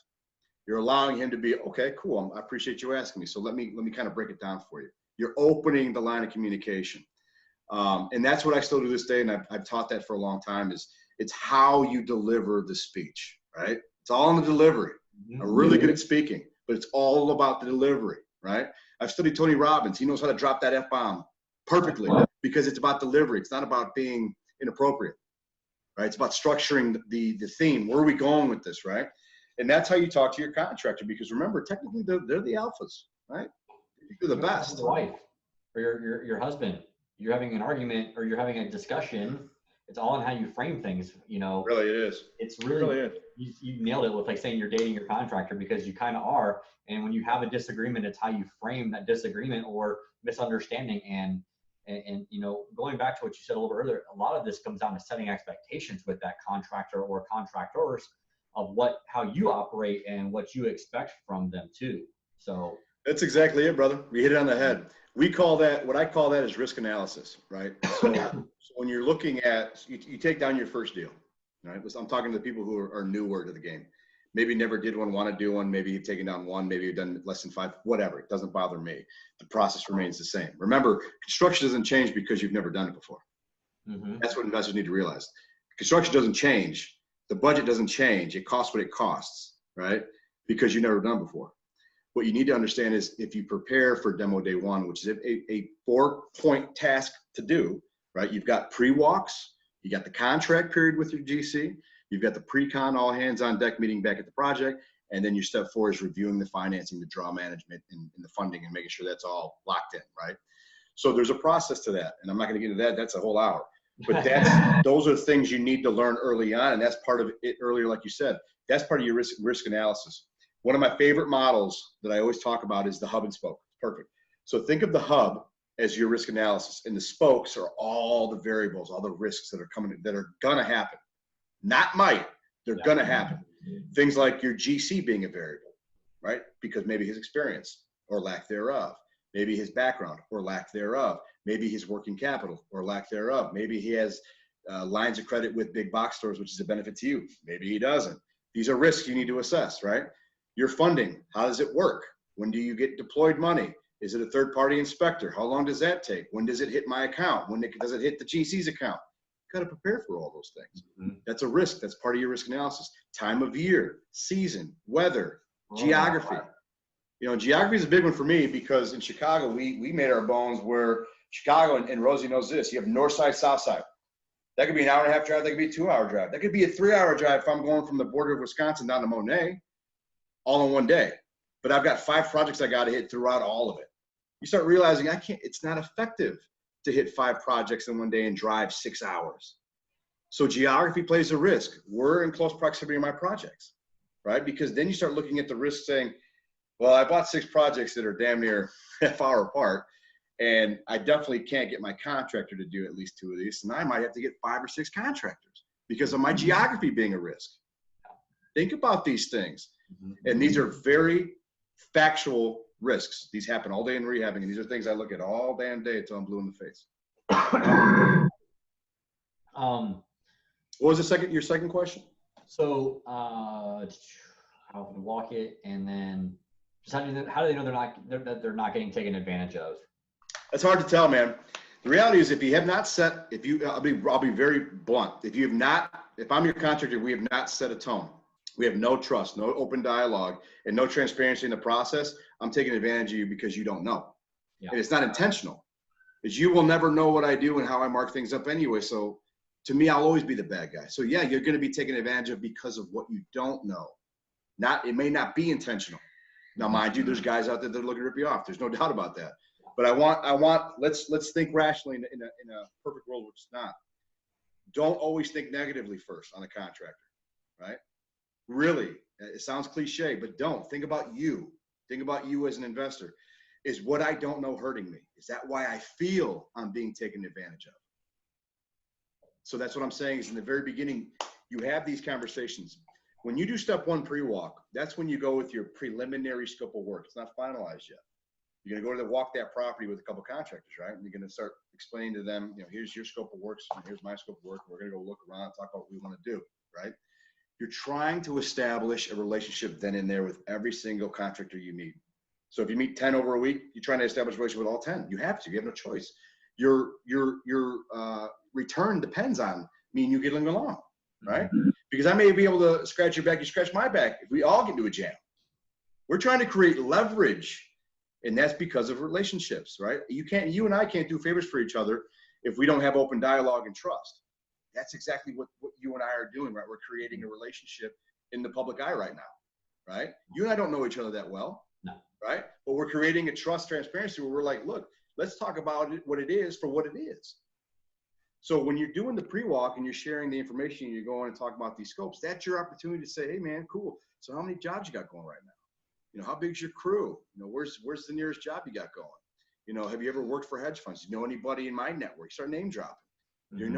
Start feeling the guy out. But more importantly, besides doing an on-site interview, more importantly, you have the opportunity to then actually get some opinion on your project. For example, you say, hey man, I want to knock down that wall, but I don't know if it's a load-bearing wall. I just don't know these things. Can you tell me first off, is it a load-bearing wall? And do you think it's going to cost a lot of money? Because I don't want to go over my budget if I don't have to. So again, in the delivery, What you want is you want the contractor to say, okay, let me explain it for you. Now you're establishing communication. You're going to have a lot of guys that are going to walk our houses, and you know that we're going to be like, oh yeah, no problem, done that. Sure, yep, cool, yeah, we can do that. Dog, we did that yesterday. I don't want that shit. Explain to me, right? Explain to me. Those are the guys, those are the red flags. The guys that don't want to open up to you, bye, thank you, bye, Felicia, gotta go, right? You want the people that want to dialogue back with you, because that's when you're really formulating that you're forming that partnership. So you have that preliminary scope of work. You want them to get the buy-in. Maybe there's going to be some things you change together. That's a good day. Like, oh, I never really thought about that. Thank you for the idea, right? Because step 2 is when you have the agreement on budget, time, and start date. I'm not going to get into that either. That'll take forever. Yeah, forever. Presuming you have all that, you go into your contract period, and all that's signed, and then you have your step 3, which is, okay, great. I've got everything. All the documents are signed. I'm going to put my job site binder together, and then I want to have a real quick pre-con meeting before the demo day. So let's meet next Monday. I'll bring the job site binder. That's your speak now, forever hold your peace meeting. Anything change on your end? Anything change from the real estate agent's end? Anything change from the architect's end? Anything, city end, and in this case, coronavirus end. Does anything happen with the weather or shutdowns or municipalities? You plan for those things, but it's easier to have those conversations as the project goes on because you establish trust and relationship day one, which doesn't happen often. I have a really good follow-up, I think, to this. So in Florida, at least in Tampa Bay, we have a very, thanks to Rosario and Click Invest, it's made it a lot easier to make offers on the MLS, but a lot of our stuff comes through wholesalers. And, it's always this hard sales pitch, right? Super hard sales pitch. There's some big wholesale companies, blah, blah, blah, right? And it's always about who can sign the contract first with the deposit first. How do you go about getting multiple contractors through these properties to go through a scope of work when you may not have even seen the property yet? You know what I'm saying? Like, there's always like this scarcity thing. Well, it goes back to the relationship. If you haven't built relationships, that's your fault, right? You have to build these relationships so that you can leverage that and say, hey, bro, can you go look at this real quick? Here's a lockbox. Hey, bro, can you go look at this? Can you go to the store real quick, or can you go to the city real quick, or can you follow up real quick? You're buying that leverage back. And that's really, I'm telling you, I'm not going to do anything for you unless we have a relationship, right? Oh, yeah. Because I have to work with the people that I actually have relationships with. You really, and I'm telling you, project management and real estate investing in the rehab sector is really relationship heavy because it goes into negotiations and leverage. Like, you're basically asking for a favor. That's what that is how do you get these contractors to go? You're not going to get a contractor you don't know to go. So you owe it to yourself to establish some relationships, at least with one guy. Like, I've got 2 or 3 guys here that I could always lean on when I need something because we've built a rapport. Now, mind you, they don't do any of my rehabs, but they did before. And because of the leverage I've get, bless you. Bitter, you better keep that coronavirus over there, bro. Keep that shit over there. But my point is, the reality is when you have those early on relationships, they matter, man. They really matter because that's when you have to depend on them. What happens, the same scenario in the rehab? What happens if you have a change order? You can't afford that change order. You're like, dude, there's just no way. And let me tell everybody on the line, there's always a change order. It's redevelopment, development. Big difference. Redevelopment means you are remodeling, renovating something that currently exists that's probably very old or older, right? And then you have development, which is the ground up. Very different. All right, let me explain. In the development game, custom home building game, there's about 22 tradesmen that will touch that property to build that house, okay? In the custom home building world, that's retail. That means they're getting retail numbers. That means they're getting that 40% margin, right? What you're asking a contractor in the rehab game is to somehow take 2 or 3 or 4 of his guys and fulfill 22 trades. Think logically about this, right? Those guys are getting paid top dollar because they're worth it. Now you got 3 or 4 guys who at the end of the day might be all excellent at 1 trade out of the 22, decent at 4, and not really good at everything else. And that's what you're paying for. So let's go back to leverage and negotiation. What happens if you got to pay for it twice because the drywall looks terrible? What happens if you pay for it twice because the roof still leaks? And they're done that. You know what I mean? What happens if you have to go back because doors are scraping the floor or rubbing the carpet because they weren't sanded down because they're not really carpenters. They never thought about that logic that, hey, I got to make sure when the door's actually in, the door jamming the hinges and the door is not stuck on the carpet or hitting the threshold or hitting the tile, because that's not what they do, right? they're glorified handymen. So I want you to be conscious about that, because you can't expect an A when you pay for a C, and you can't expect an A if you can only afford a C. Thank you. Thank you. Thank you. I've been trying to tell that. I've been doing walkthroughs of some of my rehabs, recently. And, I will tell you this, and and all of y'all listening, like, I have not scaled my rehabbing business because of contractors in Florida. Have had plenty of issues with them, right? But I finally have one, and I pay for him. I pay a little extra to make sure that he does his job well, and that I don't have to babysit him. And I know he's got all the licenses, he's got all the good subs, so on and so forth. I am willing to pay a little extra and not have to babysit, because that's what we do here. I'm not paying 40% extra, right? I might be paying, instead of like a lot of these contractors right now in Florida, guys, just so you guys know, will tell you, I'm going to mark it up 10, 15% for you. Okay, that's great and all, but that's not enough for them to eat. And we can go into that whole nother day. That's a whole other conversation, right? But my guy is between 20 and 25% margin. I can tell you that with knowing what things cost, because I've shopped at Home Depot and enough places around town to know what that laminate costs and what that tile costs, so on and so forth. But like, you sometimes have to pay a little bit extra so you can actually run this into a business. Does that make sense? Oh, dude, without question. And that's actually some of the notes I had from that mastermind we had today. Is I actually talked about that. I spoke highly about it because, the reality of what I said earlier is going to happen. A lot of the A-level guys are going to re-enter this game, and they're going to shake the shit out of the margin now. Yeah. And to this point that you and I are volleying with, which I love, like I literally mapped it out. It's like, you're going to have guys that are going to sit there and go, I'm not going to come. I have to go down to, it's like, you're in the major leagues already, and you want me to go down to the farm leagues for what? It's not my problem, right? But then you're kind of like, no, let's work together, man, because it's going to be your problem if you have no work, right?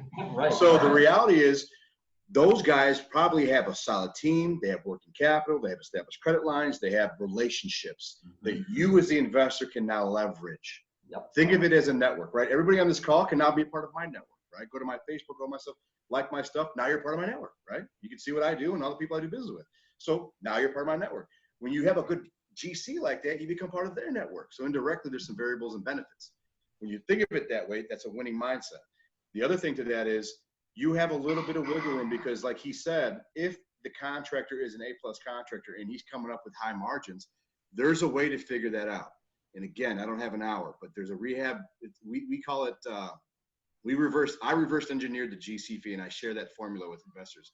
And it's literal math, but I show them how to do that by cutting the budgets all in half, because 50% of most budgets are labor. You start there anyway. I can explain it. I don't think people are going to catch it, but I'll try. The reason why I'm bringing this up is because it goes back to how you're going to have to leverage with these big players that are going to come into the game. You do want to pay, and you will pay for what you get. So like Greg was saying before I get into the formula, sometimes it's better to pay a little bit more for the better guy if they can get it done 2 weeks earlier. Bingo. Think about that logic, right? Right, Greg? So you're going to take the C-level guy and struggle with him anyway, because he's just not that sophisticated. So if he's not that good, he's the glorified handyman. He really needs you. And if you're new and you're not that good, what you got? You're two awesome peas in a pod going nowhere, right? That's what it is. So you have to understand the dynamic of what I'm saying. Some of these bigger players that are going to come into the game could be a help to you now. You can learn a lot from them. And I encourage you to learn a lot from the better contractors, because just the way they speak like me, just the way they act and the way they will explain a process, that tells you they get it. That tells you that they've lived it. They understand that. And that could be a great benefit to you. But anyway, so the rehab formula is as follows. All right, let's just take $50,000 as a round number. All in budget is $50,000. Multiply that by 10%. That's your contingency. Don't give that to me. Keep that for yourself. So what is that? That's $5,000. So we're actually $45,000 budget. 50,000 times 10% contingency. Take the 5,000, put it to the side. New budget's $45,000. 50% of all budgets are really about labor, right? Could be even less. I would say 30 to 50. Just depends on how grand the scope is, right? So let's just cut it in half. 45,000 in half is what, 22.5? Something like that, right? So that's actually your starting point now. 22.5 is really the labor that's going to take to get the job done. What I'm insisting is, what's wrong with you guys, especially if you only have one rehab? Why don't you go buy the finishes? You will learn a hell of a lot that way, and you control the margin. Yeah. So if there is a change order, and there will be, right? There will be. You have control of the money. When you're buying the finishes, you control the money. You control no markup. You're paying house plus tax. You control the bet. You look at a vanity and go, God, I love that vanity, but it's $650. You know what though? I'll buy the one that's $299. I don't need to go that crazy. Right? Because you're in control of the budget. So there's more to that formula. It's a basic ground. So there's more to that formula. You could take the 22.5 and multiply it by 3 percentages, 15, 20, and 25%. Those are presumed GC fees, right? You're trying to guess my GC fee so that when I go back and I talked about the whole pre-walk thing, you're going to tell me the budget. You're never going to wait for a bid from me. That's how this all ties together. Way, way above everybody right now. But my point is, if you start learning how to control the budget, that will give you the leverage later to negotiate with the bigger players that are coming into the game. If you choose to go handle your own finishes, you're going to learn a lot about finishes and the cost of material. You're going to really establish those pro accounts with vending houses, which I would encourage you all to do. And there's so much experience that you're going to learn in doing this. And that's just my opinion. You see this? You don't want to know how long, guys, if you were watching this and you can see my spreadsheet right here, you don't want to know how long it took to build this freaking spreadsheet out of all of the finishes on our contemporary remodels. This is our grays and whites and lights, if you will. You have to have that. You have to absolutely have that. You know, there's another feature that we talk about. It's called the design board. The design board, go back to that one spreadsheet. That design board basically shows pictures of all this in picture form. So it shows what my kitchen should look like: tiles, floors, colors, paints, all that stuff, fixtures, gooseneck, whatever, granite, formica, whatever, right? It's all there, but visually. So page one will say common general areas. It might be wainscoting, paint colors, type of light fixtures in the common areas. And it'll say kitchen, bedrooms, bathroom one, master suite, half bath, powder room, whatever you call it. For us, we have basement, so it'll say basement. And it gives you inspiration, but those pictures literally match the SKUs that he has on this sheet. Mm-hmm. So listen to Greg. Greg knows what he's doing. So this is my point, is you can take it even further as you get more practice, to all you investors on this call. And you see why there's major players out there that are doing 300 deals a year, because they got sophisticated over time, not overnight.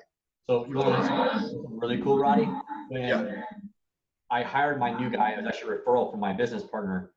When I hired him, he goes, I already know what your kitchens look like. I already know what your bathrooms look like. I already know what your floors look like. He's like, I've been following you on social media. I looked you up. I was like, boom, this guy is the shit, because I didn't have to do what you just said. He's like, I've been following you. I've been watching you. I know what you expect. Yeah. I was like, I want to marry this contractor. I'm dating.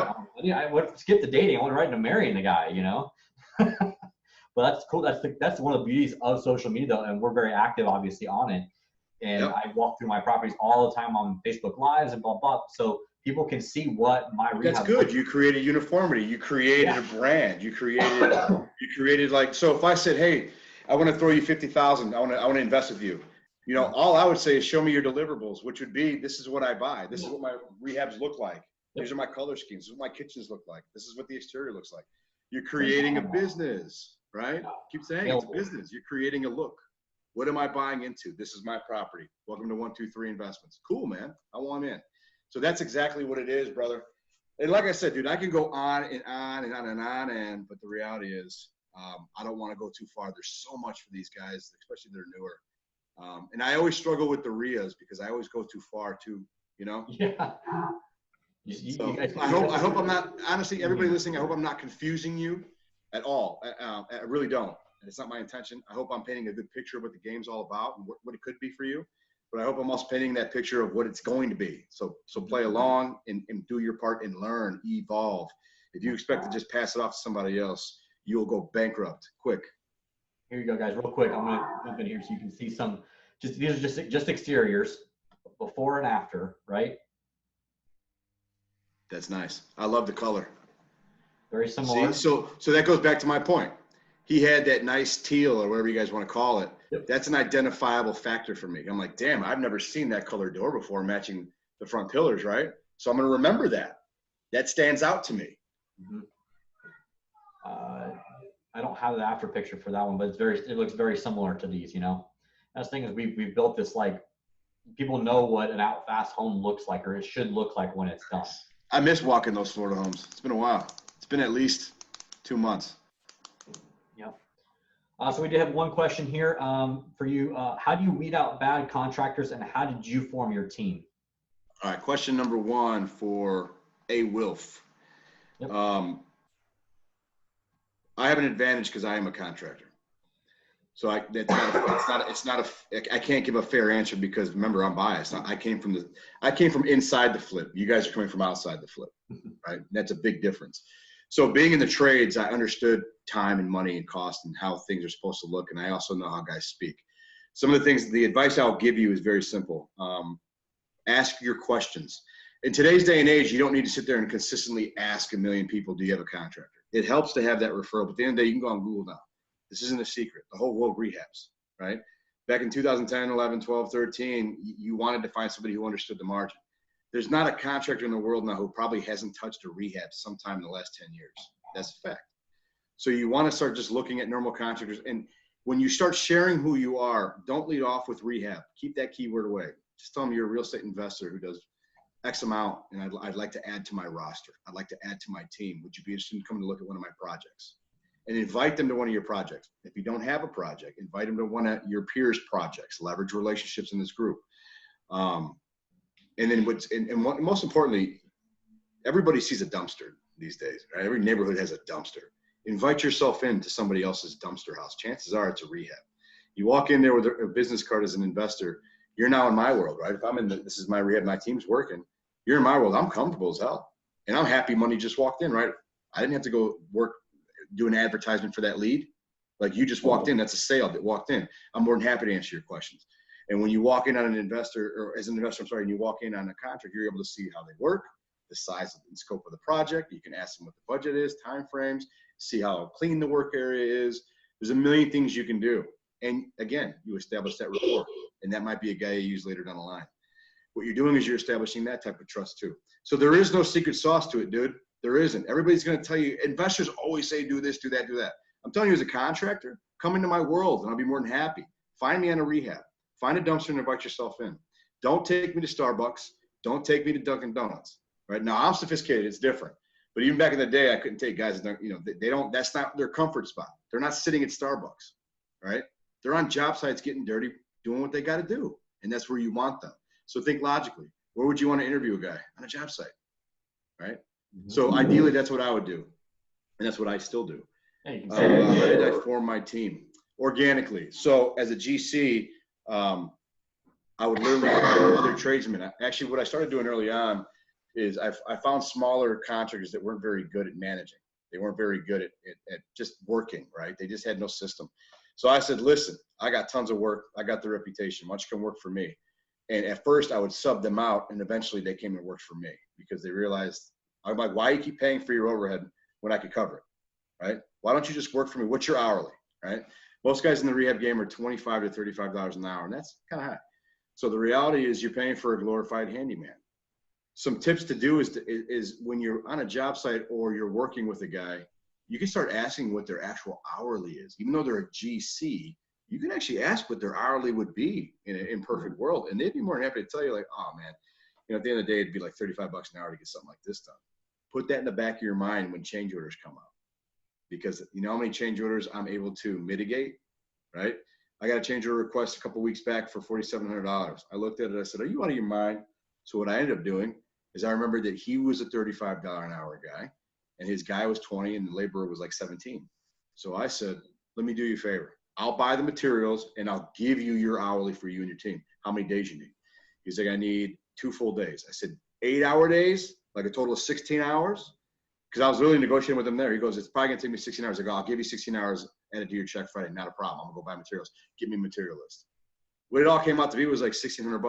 $1,400 turned out to be $1,600. You see where I'm going with this? Mm-hmm. So it's that savviness of understanding and building that rapport with your contractor. They'll be more than happy to share information. Next question. Anybody? You know, I'm sure Rosario's got. Why don't you unmute Rosario? I guarantee he's got some shit to say. I tried to unmute him. There's gonna be a bunch of feedback. I'll try again, Rosario. Probably over there with his arms crossed. Did you unmute me? I did. Hello? Oh, that's funny. Am I unmuted? Good, I man. can hear you loud and clear. You can hear me now? Yes, I can hear you. I've been a freaking caged animal over here for an hour and a half. That's awesome. I mean, what kind, I'm still sitting in my office. I'm not quarantined in my house like you guys, all right? I'm out here working, and I can't even speak. Pump the brakes, brother. I got my 78-year-old grandmother staying with me for 14 days. I have twins that are 5. She's a third child, dude. It's like trying to chain her to a chair is impossible. She wants to go for walks. She wants to go to the store. She wants to go for joy rides. I'm like, you're driving me nuts. All right, so I want to hear about what you're doing out there in a T-shirt and shorts. I got jeans on. I got jeans on. All right. First of all, let me just start with this. I should have made a list of notes. But I thought I was cut off because Greg's like, no, you can't get in. Too much noise. You hit so many points on the head, and Greg, I'm sure you were smiling the entire time. But I would say the biggest takeaway by far, and I chatted this to you, but your GC has to be a partner in on the deal. The second you think you're going to take advantage of the GC, you are toast. Okay. And in my experience in the game, GCs are the best salesmen out there, better than any agent, better than any lender, better than anybody else. So if you don't respect the GC, you are toast. And Ryan has been around the block. We've known each other for years. We've worked with a lot of similar clients. The guy knows his stuff. So I don't have much to add. So you're complaining just to say all that? No, man. You wanted to be unmuted just to say that? Jesus. All my thoughts are gone. I mean, I wanted to get unmuted 30 minutes ago. I mean, I got ADD, bro. All that stuff's gone. It's gone. Not my show. So, hey, so you know what that means? Congratulations. You did a great job. That's what that means. I got no rebuttals for you.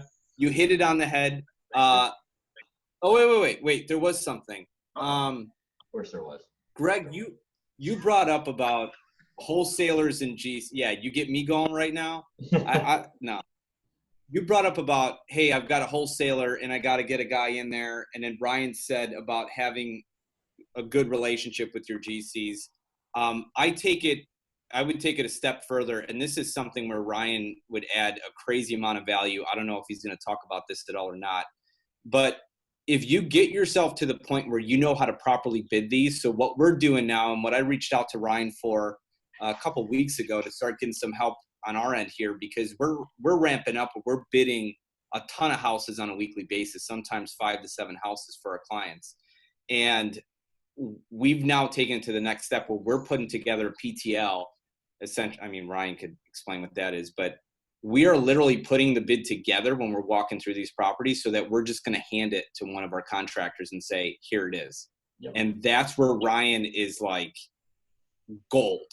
Okay, because he can teach you guys how to do this kind of stuff. Because, I mean, I've been doing this. I've been in the game since 2003, so I can do it to a certain extent, not to Ryan's level because he was an actual GC. But when you hand that to your GC, it's a different story. You should get to that point. If you're always relying on the GC giving you the number, you lost. You lost. You're always going to lose. You should be able to go to your GC, hand them your bid or your scope and say, this is what you're going to do. Here's the number. Thank you. If you don't want it. And I'll add to that. We teach investors not only that, but we teach them how to tell them the start time frame and the time frame of the project. So the contractor basically just has a yes or no decision to make.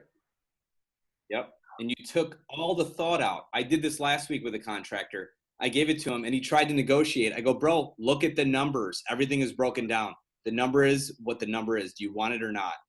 And he responded back, when do I start? It was done. The contractor don't want to think. The contractor wants to work and get paid. And sorry, he got me all fired up. Permits. I mean, but that's what it is, man. I mean, I've consulted so many investors from across the country. You know, some investors have partners, some have staffs of 20, some are doing massive numbers. But at the end of the day, it's incredible because the front end is there, right? The acquisitions are there, but there's no rehab division. There's no construction sense. There's no formality. There's no system and process. And that's where they bleed. And you have, there's, I think you said something earlier, Greg, where you're like, you liked when that kid, one of the contractors basically told you, like, I know exactly what your kitchens look like because he watched you. There was a time where we realized we knew every level of investor and what they do like that. So I would at the point start going, do you cash flow? Oh, cash flow, is it multi-unit, single family, bungalow, Cape Cod, what are we doing? And I would know the level of rehab they do, and I still do. And that's exactly how I approach it now. I'm like, how many square feet's property? All right, cool, we got 65,000 all day. So let me know. It's weird, but that's what I'm saying is it's just practice. It's just practice. And if you categorize it, so for example, we consulted a client in Columbus Turnkey actually, and they had a real estate company, title company. They didn't have a construction company, but they also had a property management company. And I'm like, how the hell are you doing 200 deals a year? That's incredible to me. And what I realized is when the property management would take back the property and try to put a tenant in there, they were getting smoked on work orders. So since they didn't rehab correctly in the front end, they paid it twice on the back. And I said, here's what we're going to do first and foremost. I said, take your administrator girl and tell her to create me a list of all the work orders for 2019 or 2018. And what I found out, there was 86 calls for plumbing, legit work orders, by the way. There was like 50 for windows not operating. There was so many is my point. I'm like, oh my God, I go add up how much all that cost. Tens of thousands of dollars because you didn't do it right the first time. So you have to create those levels of rehab, right?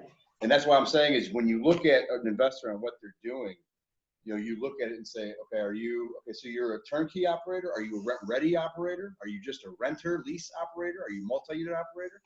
And then on the flips, you're a flipper. Okay, are you a full gut flipper? Are you a cosmetic flipper? Are you a hoteler? There's so many levels that a contractor has to know. And when you have that ability, that's when you become a good partner and a good asset to an investor. But investors have to know which way they're going to help cultivate that relationship. Don't get me started. But I'm here for everybody. Whatever anybody needs, I'm here. So we have one more question before I want to kind of jump into what the cool stuff you have going on, Roddy, man. Yeah, I can still answer all these questions. Yeah, let's go for it, man. Yeah, so one was can a video estimate be done to fast track a bid? Yes. Yep. Yes, and it's an absolute must now. This goes back to what I was saying earlier about virtual technology, right? I have investors all day long that send me videos via Dropbox or our own app. I just send them an invite to our own app. But wait, hey Ryan. Yo, Ryan, I'm sorry, really quick, gentlemen. I gotta go. Ryan, amazing job. Thank God, finally. Hey Greg. Yes, sir. Thanks for always bringing so much value to your REIA, dude. I mean that. Ryan's a player, and I was excited that you brought him on. Yeah, man. Well done. Thanks, bro. Now I'm gonna go drive home with the windows down, dude. That's right, Ryan. That's right, Ryan. Such an ass. Later. Love ya. Oh man. Yep. He's that's Rosie. So, what was the question? Video walkthrough. Yes, and that's going to be extremely key. So what I do, I literally do this all day long. We have investors that send us bids all across the country, and I say there's a couple ways we can do it. I can send you an invite to our system, and then you can upload a basic scope of work, meaning like, tell me what you want to do. I'm on your side. Like, I'm just trying to give you an objective number, right? So they'll send me videos, walkthroughs, and pictures, and then I'll look at it and say, what do you think your budget is? Or what is your budget based on your formula or whatever the hell you're trying to accomplish? And they'll say, dude, I can't go any more than 35. And I'm looking at it going, all right, it can be done, but there's going to be things we need to create on a scope of work to make that happen, right? That's a huge asset. So to answer your question, yes, it can be done, but you need to have a little bit of buy-in from your contractor. You need to have a contractor or two that you trust, right? Or for that part, most investors, let's be honest, most of you guys are going to go looking at your deals. There's no doubt. What you can do to help yourself later, like if you're going to say, I'm going to call Ryan to help me out with this, take video. When you walk a property, do it in 3 steps. Walk the exterior first. The exterior will tell you everything you need to know. You might not even have to go into the house, right? Especially if you don't have a big budget. Walk the exterior and perimeter first, looking at sidewalks, driveways, causeways, carports, all of that. Pools, all of that. And then if you still think like it's minimal or you can afford it, good. Then go in. Don't look at the layout of the house. Find the mechanicals. Look at the ACs. Look at the furnaces. Look at how they look at the plumbing that's exposed. Look at the electrical. Look at the condition of all that, because those things will take money. And then if you don't have a big budget, you might need permits for that stuff, right? Those are things to look at first, because if you look at the exterior and then you go look at mechanicals, you might realize my budget's shot, forget about it. And that saves you time, right? Because it's all about learning how to manage your time. Nobody needs to be at a property for an hour. Nobody needs to be at a property for a half hour.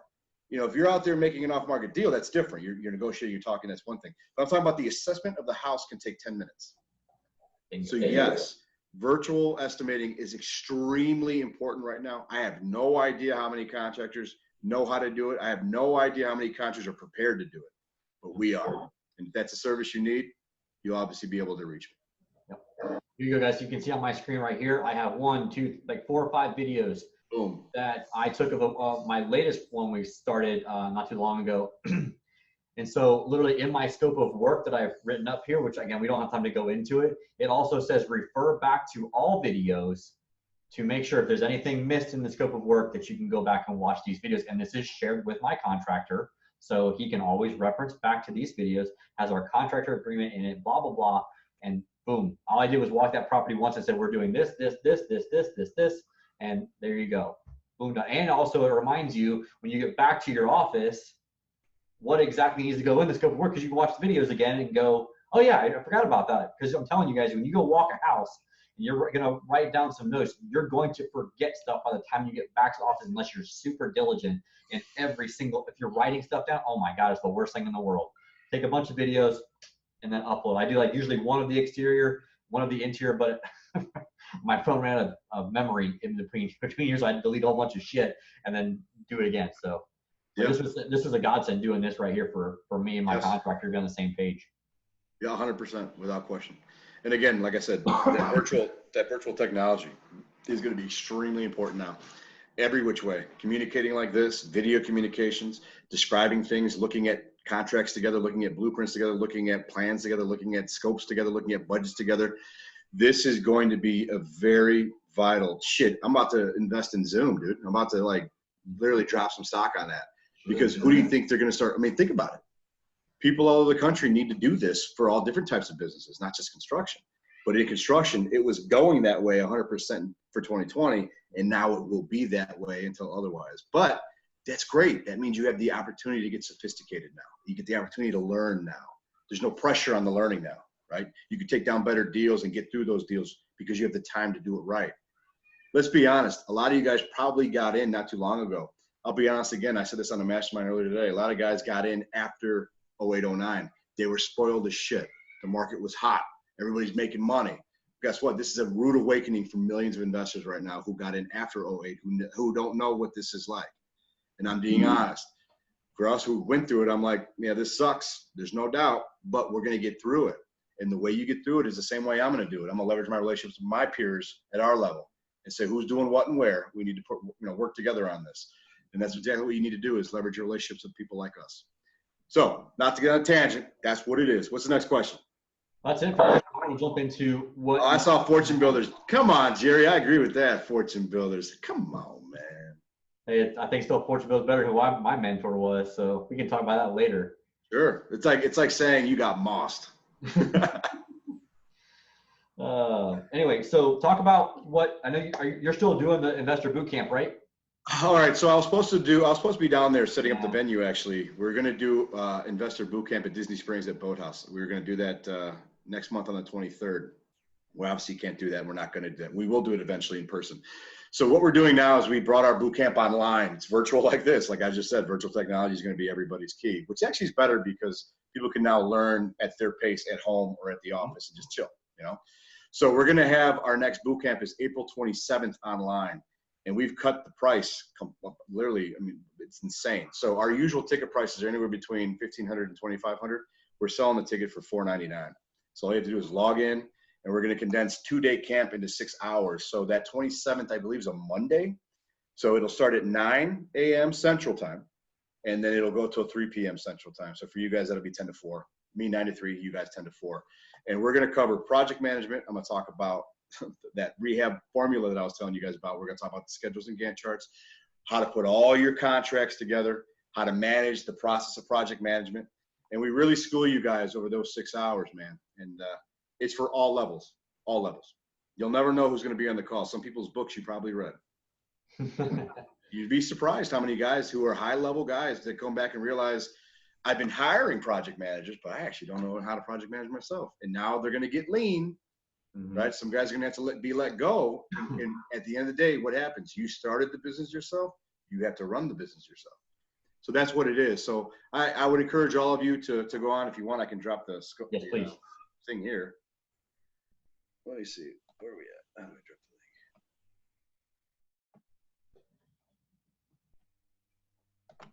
the link. Oops. But yeah, keep talking while I drop the link for you guys. Yeah, so I know as part of that, I know you just released that video a couple days ago about the app that you guys have too. I'm anxious to hear about that. Oh yeah, man. So, ultimately, we created an app. It's the first rehab project management app. Now, it's not the first project management app, of course, but it's the first rehab-specific project management app, and it comes from the construction side. It's the mentality of what do I need as a contractor? What does my investor need? I'm having a tough time. Maybe you can help me with this afterwards. I'll drop the link, but I'm having a tough time sending it to everybody because Rosario was texting me privately that he wants to be unmuted. Go figure. And now I can't get rid of him on my side, which is probably something he did in spite of you. So once you clear that up, I'll drop the link for the webinar. But point being, I'm sorry, what was the question again? I'm just talking about your app. App. So got so much going on, man. So yeah, so the app is 6 months early. First rehab project management app. It's an app that project manages you. So if you're a new investor or a veteran investor, it's going to give you notifications and tell you how to do your job. So obviously you've heard that I have an academy and I have classes online that you can take all by yourself.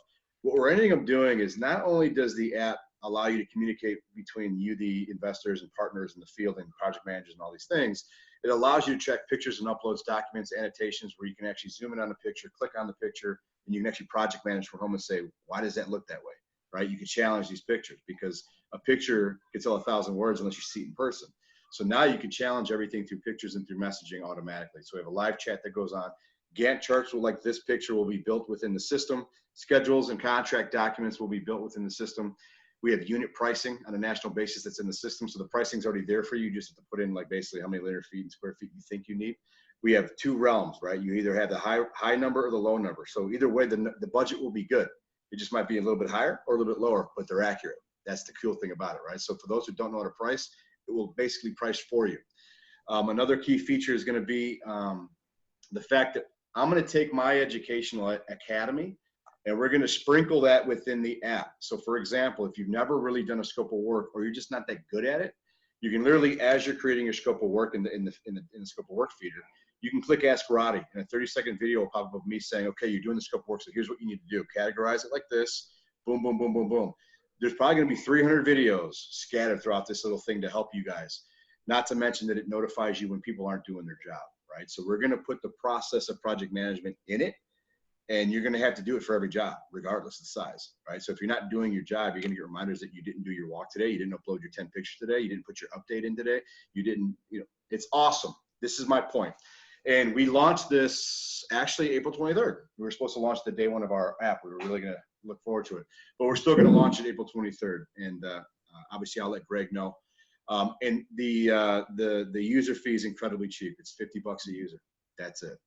So it's going to be extremely affordable for all levels. Everybody thinks I was going to price it at like $6.99 a month. And the reality is no, it's $50 a user per month. Because at the end of the day, we're going to be doing so much to it. It's not the way it comes out in the market. It will not be finished by that way. I mean, we're going to have 10.0 and then sell the whole thing. So that's the idea. Thank you for bringing that up, man. It's a pride and joy of mine that I've always thought about for 15 years, 16 years in this game. And I said, this industry needs it. And I was finally able to work with my team to build that.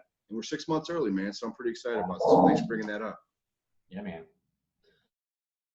Before we get out of here, we're a little bit overdue or over time, but obviously, we're here for you guys for a few more minutes. If you guys have any more questions, if not, yeah, man, ask me questions. You guys, anything you need, anything you need. All right, there it is. I put 2 of them in there. So that's the link to sign up for the online camp. We cap each camp at 100 people. Obviously, get in when you can. But any questions? I mean, I'm here. I'm on lockdown, man. I don't know about you guys, but I'm gonna go take a shower and wrestle my kids. That's about it. Oh, see, big picture and how to write scope, yes, stuff like that. Okay, never mind. That's not a question. Well, anyway, guys, thank you, Greg. Thank you for having me, brother. Man. Anybody needs me, you know how to reach me, therehabdepot.com. Follow me on Facebook, at Instagram. I'll put it right here, IG at Legendary Flipper. Be sure to follow me and watch all the crazy things I do. YouTube channel, Brian Rotty Garcilazo. And then obviously I'll put the website for you guys. But I hope to see you all in camp. I hope to see you guys grow and prosper, and hope to be back. Yeah, man. Stay safe and love your families. Take care of yourselves. I'll talk to you guys soon. All right. Thanks, Ryan. Appreciate it. Take care, guys. Thanks, guys.